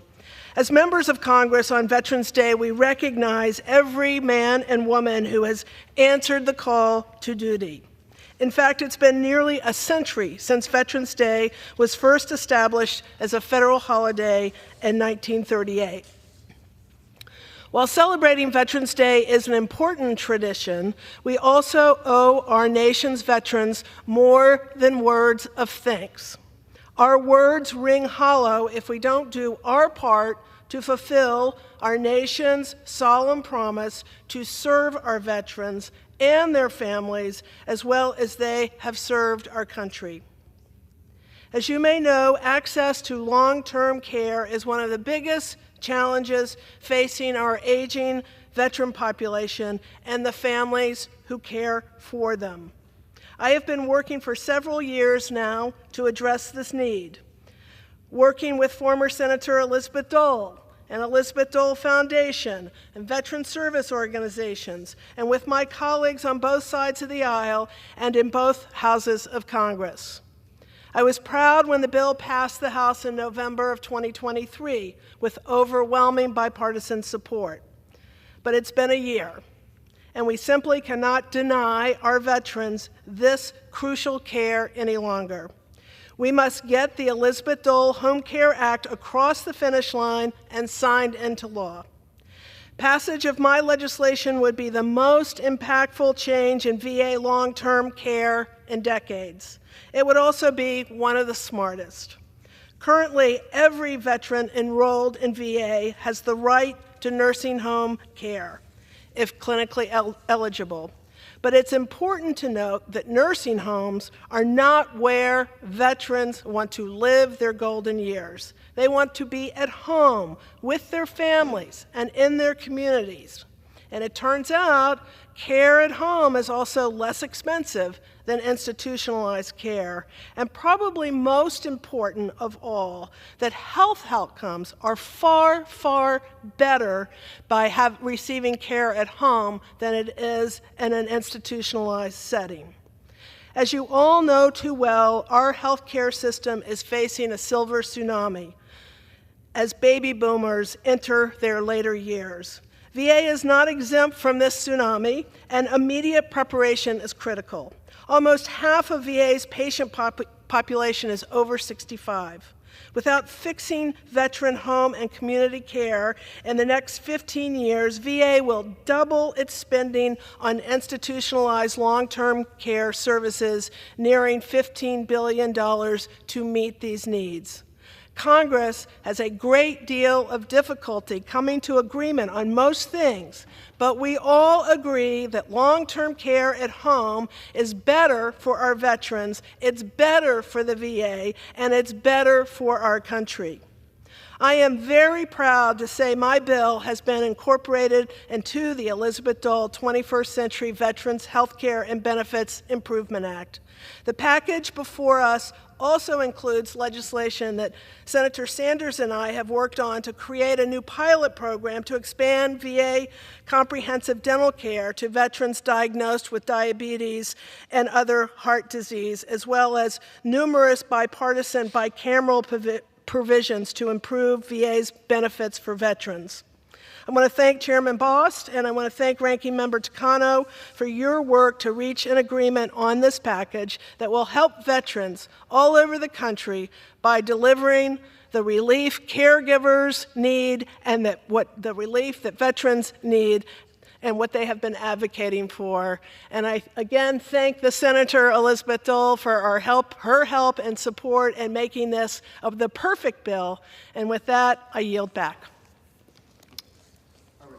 Gentleman reserves. The gentleman is recognized. Thank you, Mr. Speaker. At this time, I'd like to yield 2 minutes to my good friend, the gentlewoman from Iowa, Dr. Miller Meeks. The gentlelady is recognized for 2 minutes. Mr. Speaker, I rise today in support of H.R. 8371, the Senator Elizabeth Dole 21st Century Veterans Healthcare and Benefits Improvement Act. As a veteran, physician, a caregiver myself, and a member of Congress actively addressing these issues, I witnessed firsthand the immense challenges that caregivers face, especially as our veteran population continues to age. Access to mental health services remains inconsistent, leaving many caregivers struggling to find the support they desperately need. The weight of caring for veterans with complex conditions can lead to significant stress, anxiety, and burnout. That's why it's crucial for us to pass this bill, which includes critical provisions to enhance and reform the delivery of care and services at the Department of Veterans Affairs. Among its key measures, this legislation expands access to home and community-based services, allowing aging veterans to receive care at home instead of at institutions. It also fully funds the VA's Vet Tech program, which provides high-tech career training for veterans with an 84% graduation rate and an average starting salary of over $66,000. This bill would also improve the timeliness and quality of care for veterans under community care, ensuring that medical records are returned more quickly and veterans receive the care they need in a timely manner. Additionally, it includes important provisions to help address veteran homelessness by increasing funding for services that assist veterans with transportation to medical, housing, and employment appointments. As a member of Congress and as Americans, we have a responsibility to care for those who bravely fought for our country. By advocating for meaningful solutions that genuinely support our veterans and their caregivers, we can take important steps towards improving the lives of our nation's heroes and those who care for them. Thank you, and I yield the balance of my time. Reserve. Gentleman reserves. The gentleman is recognized. Mr. Speaker, I'd like to yield 2 minutes to my good friend who is a member of the House Agriculture Committee and the House Armed Service Committee, a veteran himself, the gentleman from North Carolina, Representative Don Davis. The gentleman is recognized for 2 minutes. Thank you, Mr. Speaker. I rise in support of H.R. 8371, the Senator Elizabeth Dole 21st Century Veterans Health Care and Benefits Improvement Act, which, among several provisions, includes the Veteran Caregiver Application Appeals Reform Act of 2023. As we recognize National Veterans and Military Families Month and National Family Caregivers Month, we must recommit ourselves to helping our nation's veterans and their caregivers, often the unsung heroes of the healthcare system. Support of the CARE Act does exactly that. We must always lend a helping hand to our veterans, their families, and I urge my colleagues to support H.R. 8371. And I personally thank the chair and the ranking member for this great legislation. I yield back. The gentleman yields. The gentleman from California reserves. Yes. The gentleman from Illinois is recognized. Thank you, Madam Speaker. This time I'd like to I would like to yield 2 minutes to the gentleman from Wisconsin, Representative Van Orten.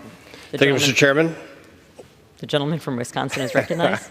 Thank you, Mr. Chairman. Thank you, Madam Speaker. I rise today in strong support of H.R. 8371, the Elizabeth Dole Act. I do this for 2 individuals in one group, the 2 individuals being Robert Francis Mulligan and Mary Jean Mulligan. My Uncle Bob and Aunt Mary Jean, who were both World War II veterans, members of the Greatest Generation, who unfortunately died in nursing homes in poor conditions because of the fact that they were not able to have funding through this act. And I'm very supportive of it. The group that I stand in strong support of today is our Gold Star families.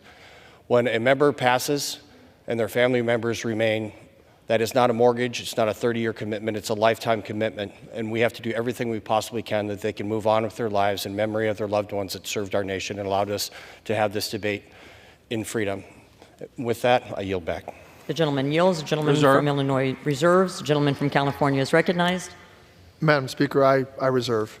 The gentleman reserves. The gentleman from Illinois is recognized. Thank you, Madam Speaker. At this time, I'd like to yield 2 minutes to our good friend, Representative from Texas, Representative Morgan Luttrell. The gentleman from Texas is recognized. Thank you, Chairman Boss. Madam Speaker, I'm honored to be here today to speak on H.R. 8371, the Senator Elizabeth Dole 21st Century Veterans Health Care and Benefits Improvement Act. H.R. 8371 includes provisions from H.R. 4461, Modernizing Departments of Veterans Affairs Disability Benefits Questionnaire Act. Current practice does not require VA contractors who perform disability exams to submit disability benefits questionnaires, or DBQs, in a format that can be easily processed by VA claims automation software. This currently leads to backlogs and delays that could be avoided by submitting the DBQs based on a standard that computers can read. Computerizing the data is the key to helping our veterans, the VA process, adjudicate veterans' claims faster. The Modernization Department of Veterans Affairs Disability Benefits Questionnaires Act would improve these DBQs, which are a critical part of the disability compensation process. As the VA moves forward with automation, standardizing the DBQ data will be critical to timely and accurate claims processing. Our veterans who have sacrificed so much for our country deserve a system that works for them. I urge my colleagues to support H.R. 8371. I thank the chairman and the ranking member, and I yield back. The gentleman yields. The gentleman from Illinois reserves. The gentleman from California is recognized. Madam Speaker, I reserve. The gentleman reserves. The gentleman from Illinois is recognized. Thank you, Madam Speaker. At this time, I'd like to recognize for 2 minutes the chief sponsor of the bill from Arizona, Mr. Juan Siscomonte. The gentleman from Arizona is recognized. Thank you, Chairman Boss, for yielding me time. I rise today in support of my legislation, the Senator Elizabeth Dole 21st Century Veterans Healthcare and Benefits Improvement Act, the flagship bipartisan, bicameral veterans package of the 118th Congress. Simply put, our veterans are our nation's heroes. When duty called, these brave men and women answered, risking life and limb in service to their fellow citizens. In my district, I organized a Veterans Advisory Council to hear directly from those who served about the unique challenges facing all of our veterans. As I continue to hear from our veterans, it's clear there's still work to be done to close the gaps in economic opportunity, care, and access to housing. This legislation encompasses a number of bipartisan and bicameral proposals to address veteran homelessness by increasing reimbursement rates to partner organizations, improve the delivery of health care by increasing coordination with providers and expanding access to home and community care, modernize the delivery of benefits by cutting red tape, and overall improvement the delivery of services for veterans, their families, and survivors. Specifically, I am proud that my bill includes a provision I have spearheaded to reauthorize and fund the Vet Tech program to cover costs for veterans seeking job training in high-tech industries. Currently, the program has an 84% graduation rate for the 12,000 veterans who already completed it. By reauthorizing this program, we are creating the same opportunity for thousands of more veterans to come.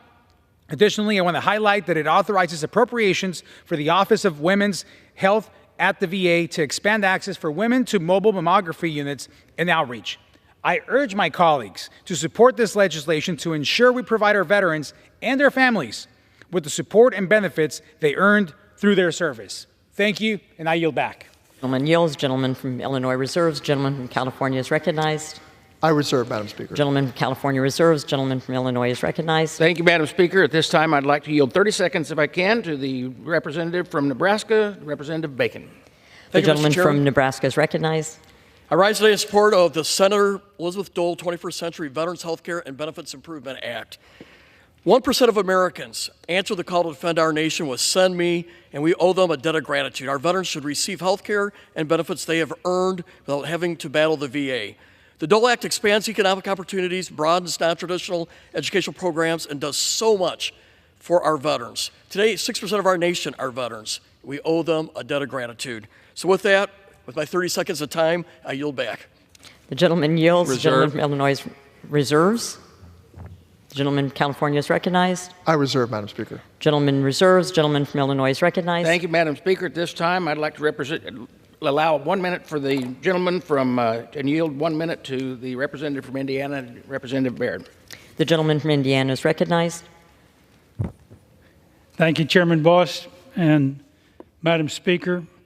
I'm a decorated Army combat veteran who served in the Vietnam War. I know how well and how much the sacrifices our service members make to defend our nation. Access to timely health care for our veterans is mission critical for the VA, and failure to deliver is unacceptable. In 2014, the House Veterans Affairs Committee discovered that 40 veterans died while waiting for medical care. This is just one example. My bill, the VA Same-Day Scheduling Act, will ensure that no veteran is more than one phone call away from care that they've been promised. I'm encouraged that the spirit of the bill is included in the Elizabeth Dole Act, which requires a plan to get the VA to the same-day scheduling. This is a step in the right direction to fix that bureaucratic travesty. I yield back. The gentleman yields. The gentleman from Illinois reserves. Gentleman from California is recognized. Madam Speaker, I have no further speakers, and I'm prepared to close. The gentleman reserves. Madam Speaker, could I inquire of the chair for the amount of time? The gentleman has 4.5 minutes. Madam Speaker, I reserve. The gentleman reserves. The gentleman from California is recognized. Madam Speaker, I have no further speakers, and I'm prepared to close. Madam Speaker, I have no more speakers, and I am prepared to close. The gentleman from California is recognized. Well, Madam Speaker, said as much as I can about this important piece of legislation.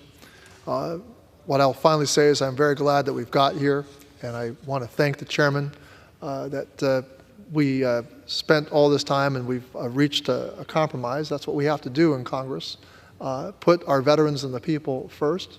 And I think the American people want to see more of this sort of thing happening. And let me just say that I'm very pleased that we could get this done before the Thanksgiving weekend. And I urge all of my colleagues to support H.R. 8371, the Elizabeth Dole 21st Century Veterans Healthcare and Benefits Improvement Act. And I yield back the balance of my time. The gentleman yields. The gentleman from Illinois is recognized. Thank you, Madam Speaker. I want to say a very special thank you to the ranking member, for the staff that has been involved in the negotiations back and forth, the Senate, all of our VSOs that came out, as I said in my opening, over 50 that have come out in support of this bill, and for the hard work and pushing forward that Senator Elizabeth Dole has pushed on this bill, and we're so glad that we can call it up tonight. And with that, I want to encourage all of my members to support H.R. 8371 as amended, the Elizabeth Dole 21st Century Veterans Healthcare and Benefits Improvement Act. And with that, I yield back the balance of my time. The gentleman yields. The question is, will the House suspend the rules and pass the bill H.R. 8371 as amended? Those in favor say aye. Aye. Those opposed, no. In the opinion of the chair, 2/3 being in the affirmative. For what purpose does the gentleman from... I request the yeas and nays. The gentleman requests the yeas and nays. All those in favor of taking this vote by the yeas and nays will rise and remain standing until counted. A sufficient number having arisen, the yeas and nays are ordered. Pursuant to Clause 8 of Rule 20, further proceedings on this question will be postponed. Pursuant to Clause 12A of Rule 1, the chair declares the House in recess until approximately 6:30 p.m. today.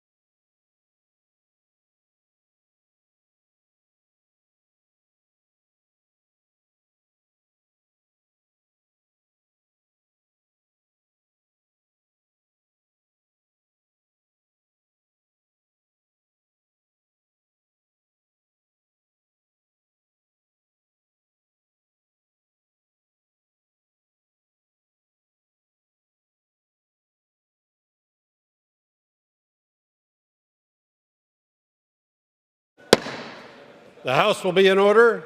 Proceedings will resume on motions to suspend the rules previously postponed. Votes will be taken in the following order: H.R. 8371 and H.R. 5658. The first electronic vote will be conducted as a 15-minute vote. Pursuant to Clause 9 of Rule 20, remaining electronic votes will be conducted as 5-minute votes. Pursuant to Clause 8 of Rule 20, the unfinished business is the vote on the motion of the gentleman from Illinois, Mr. Bost, to suspend the rules and pass H.R. 8371 as amended, on which the yeas and nays are ordered. The clerk will report the title. H.R. 8371, a bill to make certain improvements in the laws administered by the Secretary of Veterans Affairs and for other purposes. The question is, will the House suspend the rules and pass the bill as amended? Members will record their votes by electronic device. This is a 15-minute vote.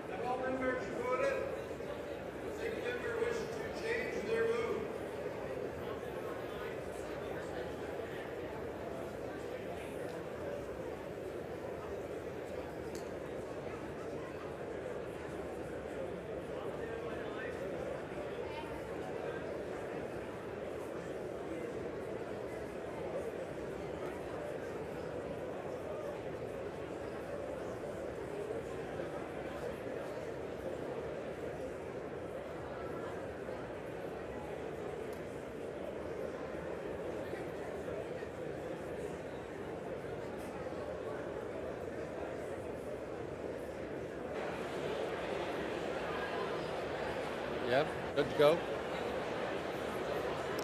On this vote, the yeas are 389, the nays are 9. Two-thirds being in the affirmative, the rules are suspended. The bill is passed, and without objection, the motion to reconsider is laid on the table. Pursuant to Clause 8 of Rule 20, the unfinished business is the vote on the motion of the gentleman from South Carolina, Mr. Fry, to suspend the rules and pass H.R. 5658 as amended, on which the yeas and nays are ordered. The clerk will report the title. H.R. 5658, a bill to amend Title 39 United States Code to require mail-in ballots to use the Postal Service barcode service and for other purposes. The question is, will the House suspend the rules and pass the bill as amended? Members will record their votes by electronic device. This is a 5-minute vote.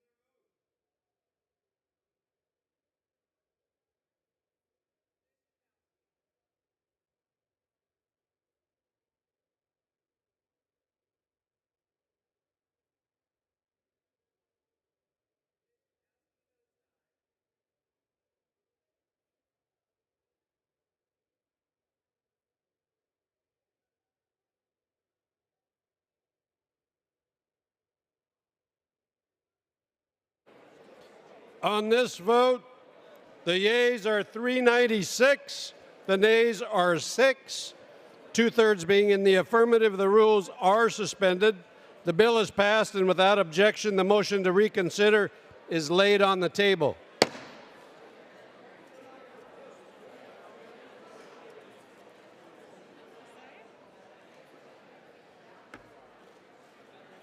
That's it.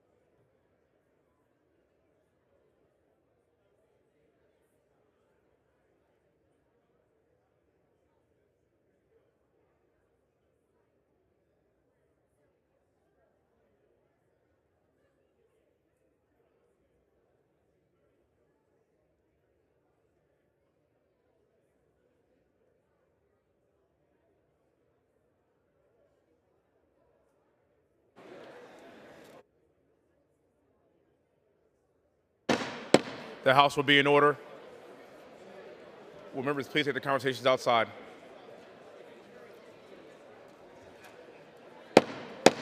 The House will be in order.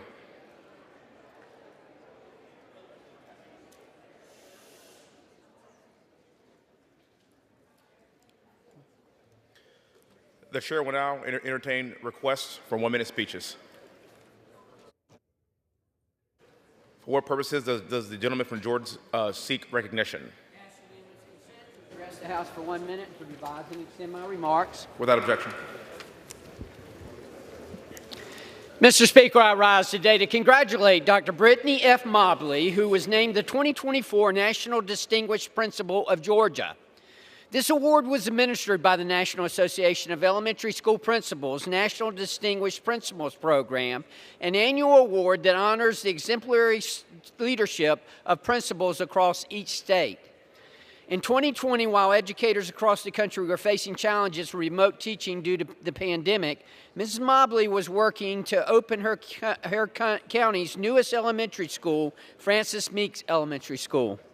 Francis Meeks resides in Richmond Hill, Georgia, and serves its students with unique learning experiences, such as the Elementary Agriculture Program that provides students with hands-on learning experiences pertaining to agriculture and creates long-standing community partnerships. Thanks to Dr. Mobley, the school boasts a 95% curriculum mastery rate and a growing number of students qualifying for its gifted programs. Congratulations to Dr. Mobley on this award, and we greatly appreciate the work she has dedicated to the students of Georgia's 1st Congressional District. Thank you, Mr. Speaker, and I yield back.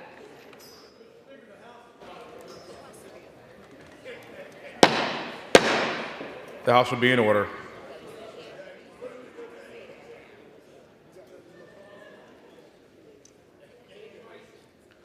For what purpose does the gentleman from New York seek recognition?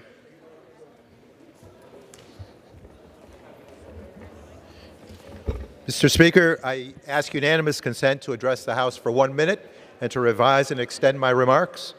Without objection, you're recognized for 1 minute.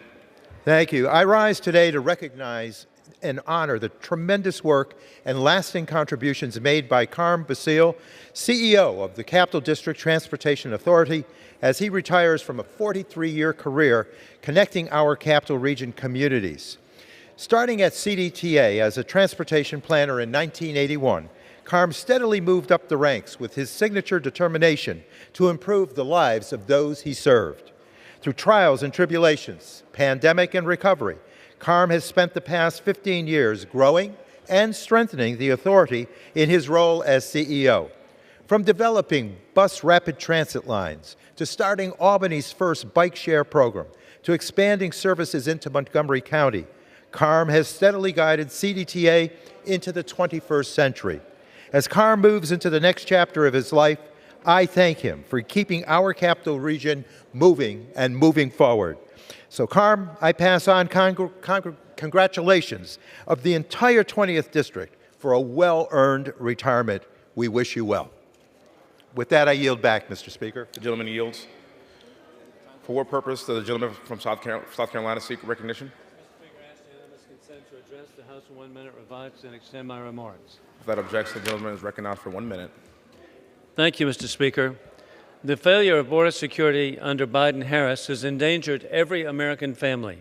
President Donald Trump and House Republicans will secure the border and restore safety to American families.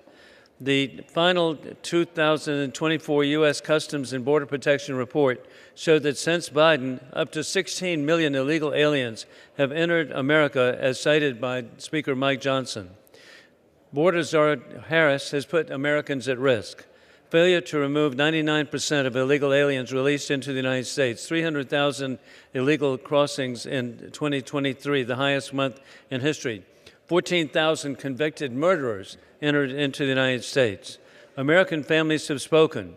President Donald Trump has nominated a proven border czar with Tom Homan to work and serve with Governor Kristi Noem as Secretary of Homeland Security. The Homan-Noem team means safety for American families. In conclusion, God bless our troops as the global war on terrorism continues.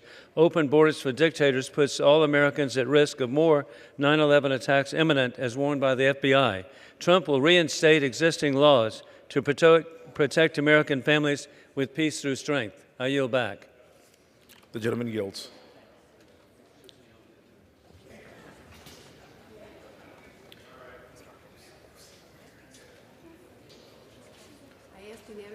For what purpose does the gentlewoman from Ohio seek recognition?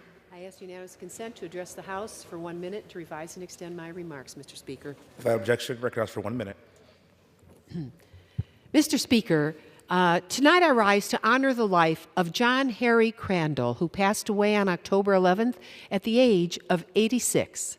A University of Toledo graduate, John began a long career in engineering at R.A. Finch, later joining the Lucas County Engineers Office, where he served for 30 years and even more. He was instrumental in work on the Millard Overpass, Dussel Drive Interchange, and Veterans Glass City Skyway. He helped rebuild our whole city. John, simply known as J.C. to friends and family, was a pragmatic voice of reason.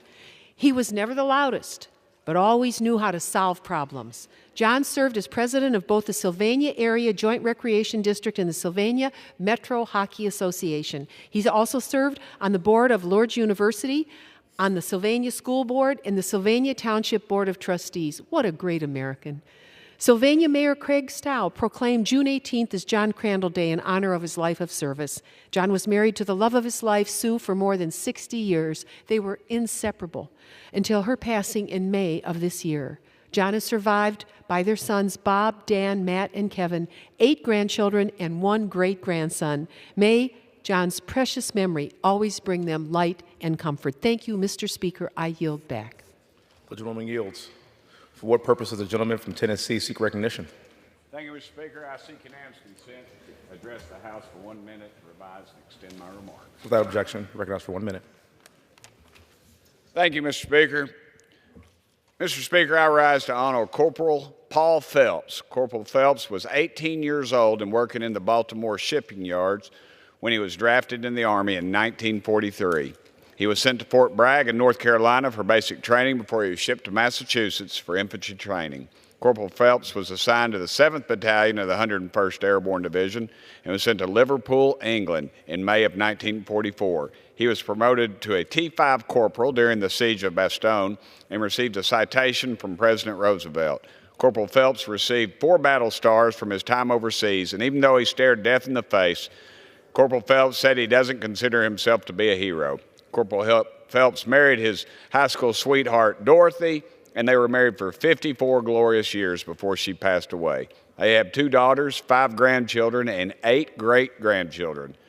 Corporal Phelps lives in Knoxville and will turn 100 years old in early 2025. Corporal Phelps loves his country, and it's my honor to recognize Corporal Phelps as the Tennessee 2nd District November 2024 Veteran of the Month.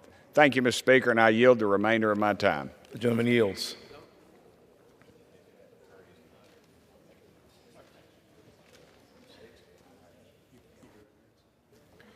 For what purpose does the gentleman from New York seek recognition?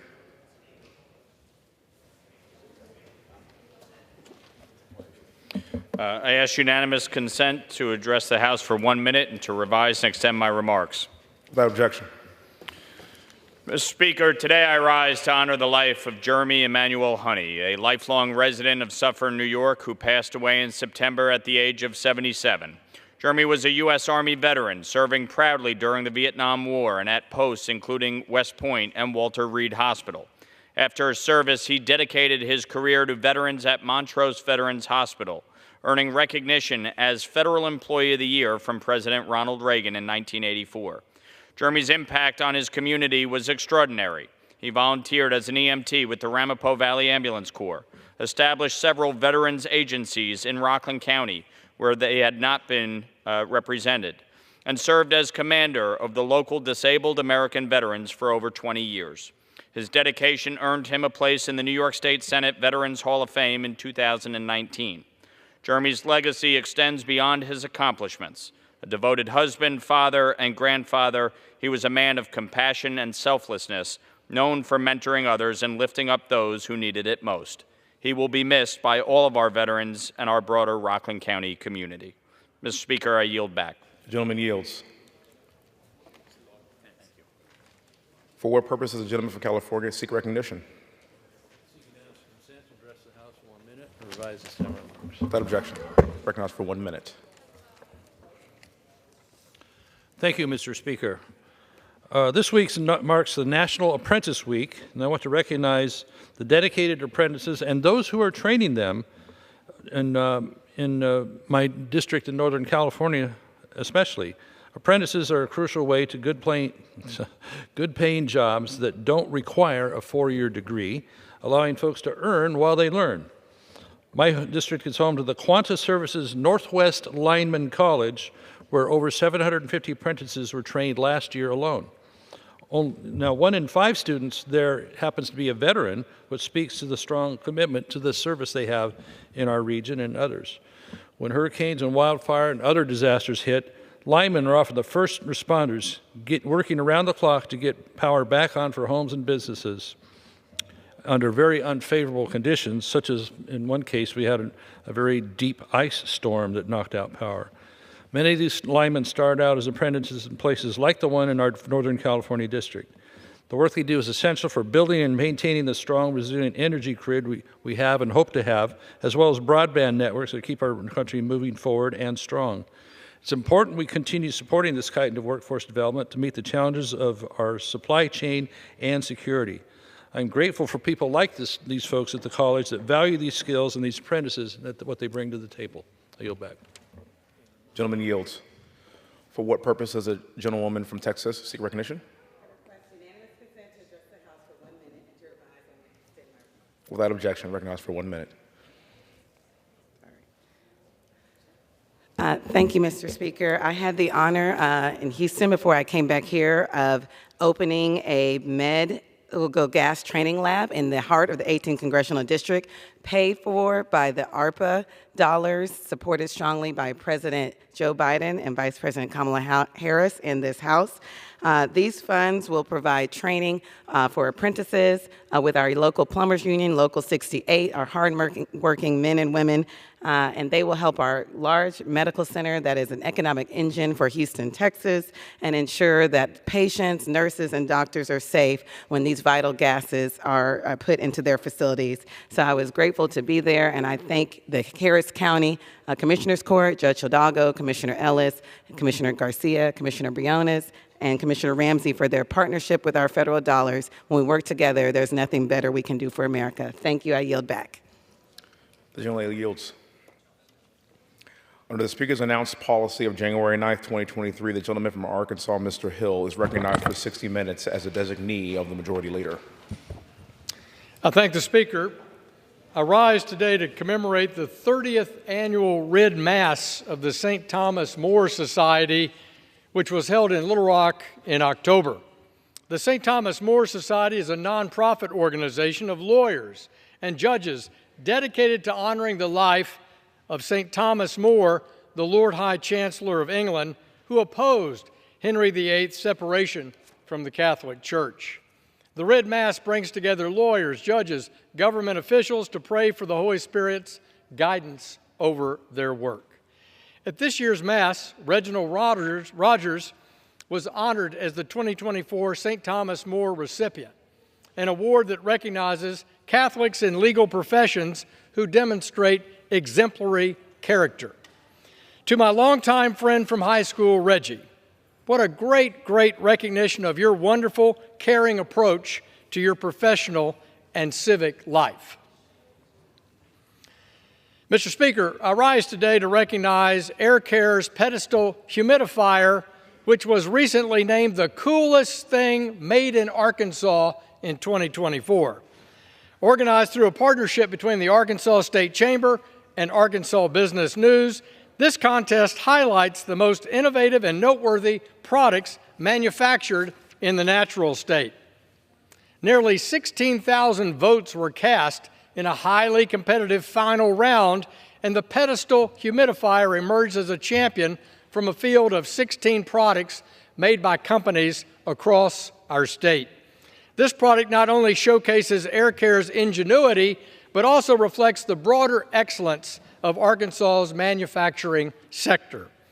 Congratulations to Air Care and all the visionary companies that contribute to our state's growing reputation for high-quality, innovative products. I look forward to seeing more achievements from Arkansas businesses in the years ahead. Mr. Speaker, I rise today to celebrate a remarkable young athlete from Central Arkansas, Morrilton High School's standout quarterback, Maddox Berry. Maddox recently made Arkansas sports history by throwing a state record 11 touchdown passes in a single game, a feat that speaks to his skill, dedication, and poise under pressure.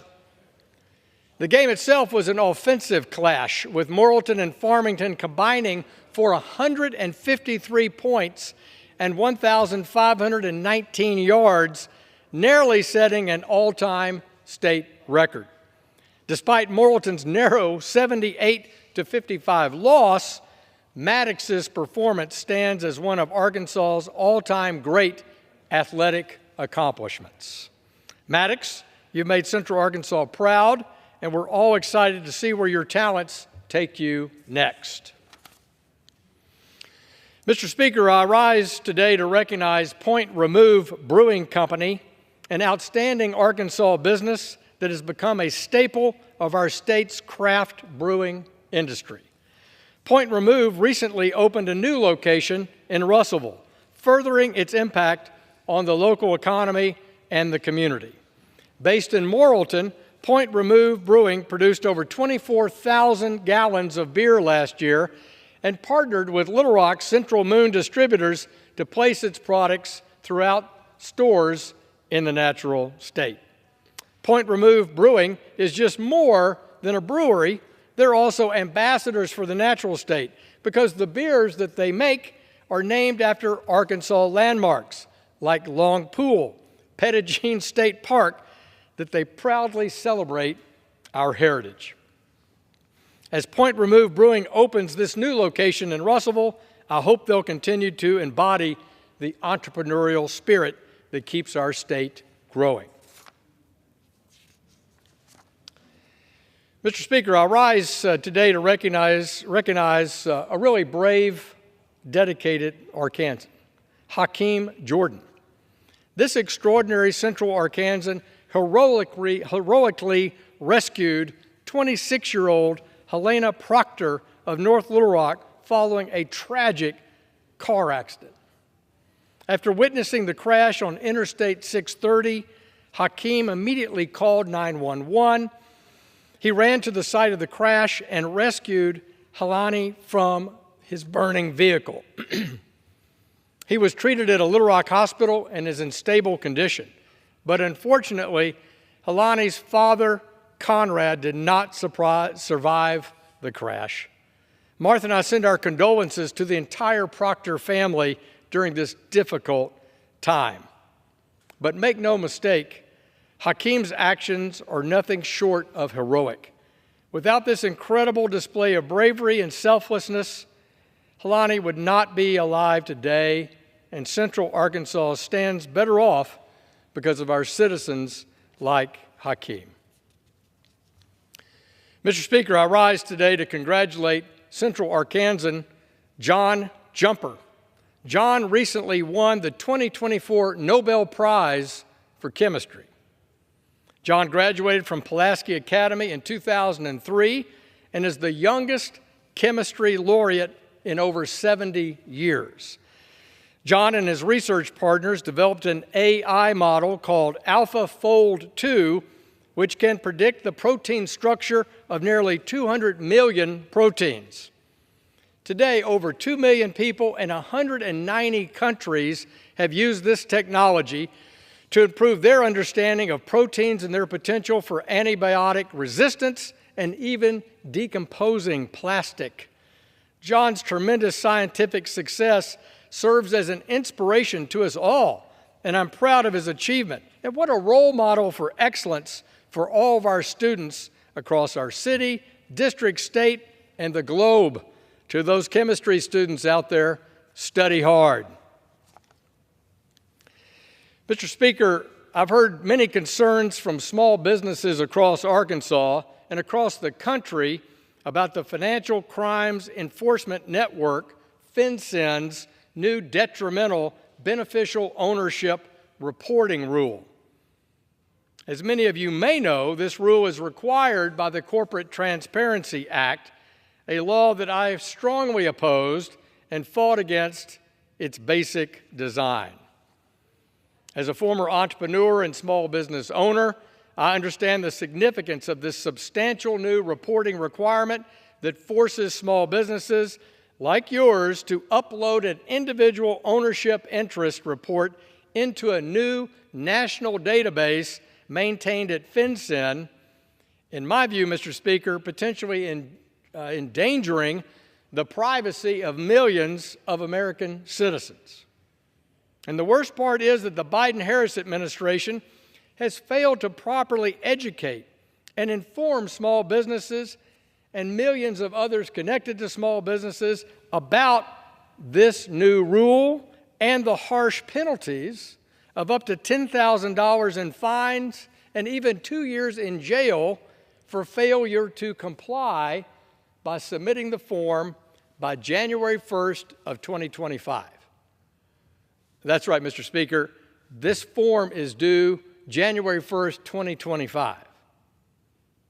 Now, breaking news, of the 32 million businesses in America that Treasury believes should be filing this new form, only 2 million have filled it out as of the 1st of October.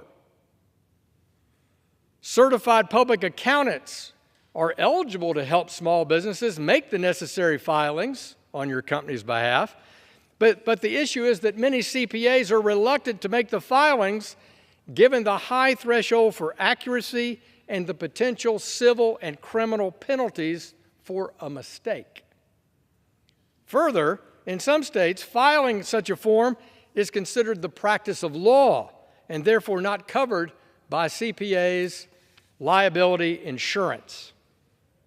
This burdensome reporting requirement is due, as I noted, in just a few short weeks, and that's why I'm fighting against it in this House, on this floor, by using my position as Vice Chairman of the House Financial Services Committee to delay this new beneficial ownership reporting requirement, the penalties, and the due date. In August, I supported Protect Small Business from Excessive Paperwork Act, which would extend the filing deadline by a full year to January 1st of 2026, buying small businesses more time to even understand this is a new rule they're required to follow, much less be educated about it and figure out what the least costly way is to comply with it. I also introduced my own bill, the Financial Privacy Act, to rein in the massive amount of personal financial information that FinCEN collects in the name of its anti-money laundering mission. That's an important mission, but this is a flawed methodology for fighting it. I stand tonight on the floor to create awareness about FinCEN's reporting requirement to the American people and deliver this crucial message that time is running out. Please know that the concerns of small business owners across the country are valid, they're heard, and I will continue to do everything I can, along with my colleagues here in the House, to push back against FinCEN's reporting requirement and that fast approaching deadline of January 1st. Mr. Speaker, after almost a year of being wrongfully detained by the Nigerian government, Tigran Gambaryan is now home here in America with his family in Georgia, where he should have been all along. Last February, Nigeria took Tigran into detention on money laundering and tax charges as leverage in Nigeria's goal of pressing Tigran's employer, Binance, into a relationship, a negotiation, a satisfaction of concerns that Nigeria had about Binance. This deserves repeating, Mr. Speaker. Nigeria arrested an American citizen with an American passport in Abuja on business and charged this American citizen with money laundering and tax evasion because the government of Nigeria has a dispute with an international company, a crypto finance company called Binance. While I was traveling to West Africa over the summer with the House Intelligence Committee, I visited Tigran in Kuje prison, where I saw firsthand his deteriorating health condition. Kuje prison, Mr. Speaker, is a tough place. It's where the Boko Haram terrorists were locked up and where there was a major Boko Haram attack and prison break. It's a tough place. During his detainment in Nigeria, Mr. Gambaryan suffered malaria, double pneumonia, and had a herniated disc. Now, Mr. Speaker, Nigeria is considered a friend of the United States.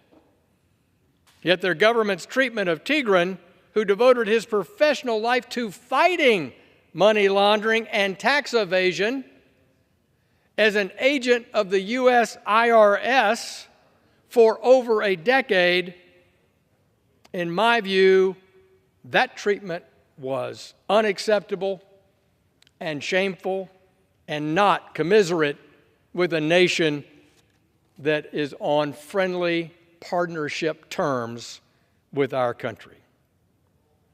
It was well past time for the Nigerians to drop the trumped-up charges of tax evasion and money laundering against Tigran Gambaryan personally, which they finally did, Mr. Speaker, last month. Let me be clear. Tigran should have never been wrongfully detained by the Nigerian government in the first place. I want to thank my friends and colleagues on House Foreign Affairs Committee, particularly Chairman Mike McCaul and Representative Rich McCormick, who worked with me and led efforts to bring Tigran Gambaryan home to his wife and children for the holidays. I'm thrilled to report to this House floor that he is home safely with his family in Georgia, in Representative McCormick's district, and he is on the road to health recovery. But, Mr. Speaker, let Tigran's case be heard, and let it be a clear example to the incoming Trump administration about how not to handle an American citizen who's wrongfully detained by our allies and friends. Mr. Speaker, recently, in recent months, the federal courts have taken decisions that are rolling back what is termed the Chevron deference. This dates back to the 1980s, a 1984 Supreme Court case that basically said that if an independent federal agency issued a rulemaking and published it in the Federal Register and put it in final form, that in effect it had the rule of law, that it was in compliance effectively with our statutes here in the House. In other words, that it is deferring to the agency that it is compliance with the Article I power here in the House. So recently, in recent years, several important cases at the Supreme Court, they're rolling that deference of 40 years ago back. And in a post-Chevron deference world, I believe balance must be restored, primacy must be restored to the Article I powers given to this body and the Senate under the Constitution. And in the activist regulatory agencies that have grown too large, too out of control, and been, in this administration, weaponized against the American people. This Chevron reversal did not automatically turn off the power of that administrative state, and it did not instantly empower Congress to be more directive of agency and cabinet rulemakings. Mr. Speaker, while various interest groups must continue to bring lawsuits in this area where they believe congressional intent is not being followed, Congress must be proactive in identifying areas where we can tighten statutory language and make congressional intent crystal clear. I believe Congress needs to look at three big areas in this post-Chevron deference universe. First, we need to strengthen the role of Congress and consider changes to the Administrative Procedures Act and the Congressional Review Act to require more collaboration between Congress and even the administration about making sure that they're clear that we have the authority to approve or disapprove regulations. In fact, Mr. Speaker, I think it would be good if the incoming Trump administration modeled good behavior here by actually in every federal rulemaking that a cabinet agency or an independent agency puts forward, they say they are in compliance with the intent of Congress. They are following the statute and the statutory intent of Congress in designing that rulemaking. I believe agencies should do regular reviews of all their regulations to ensure they're not outdated, they're unnecessary, and that they're ensured that they are tailored to limit their compliance impact costs, liability risk, and other burdens.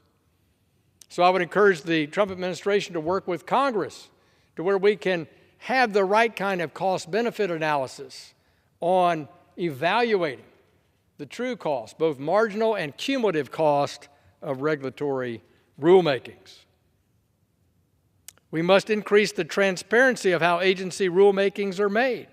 We must tailor specific statutes so that it's clear that Congress, Article I power, is in charge, our intent is clear, and that we're seeing that the cabinet agencies and the independent agencies are following that intent. Mr. Speaker, I yield back the balance of my time. Gentleman yields. Mr. Speaker, I move that the House do now adjourn. The question on the motion to adjourn. Those in favor say aye. Those opposed say no. The ayes have it. The motion is adopted. Accordingly, the House stands adjourned until 10 a.m. tomorrow for morning hour debate.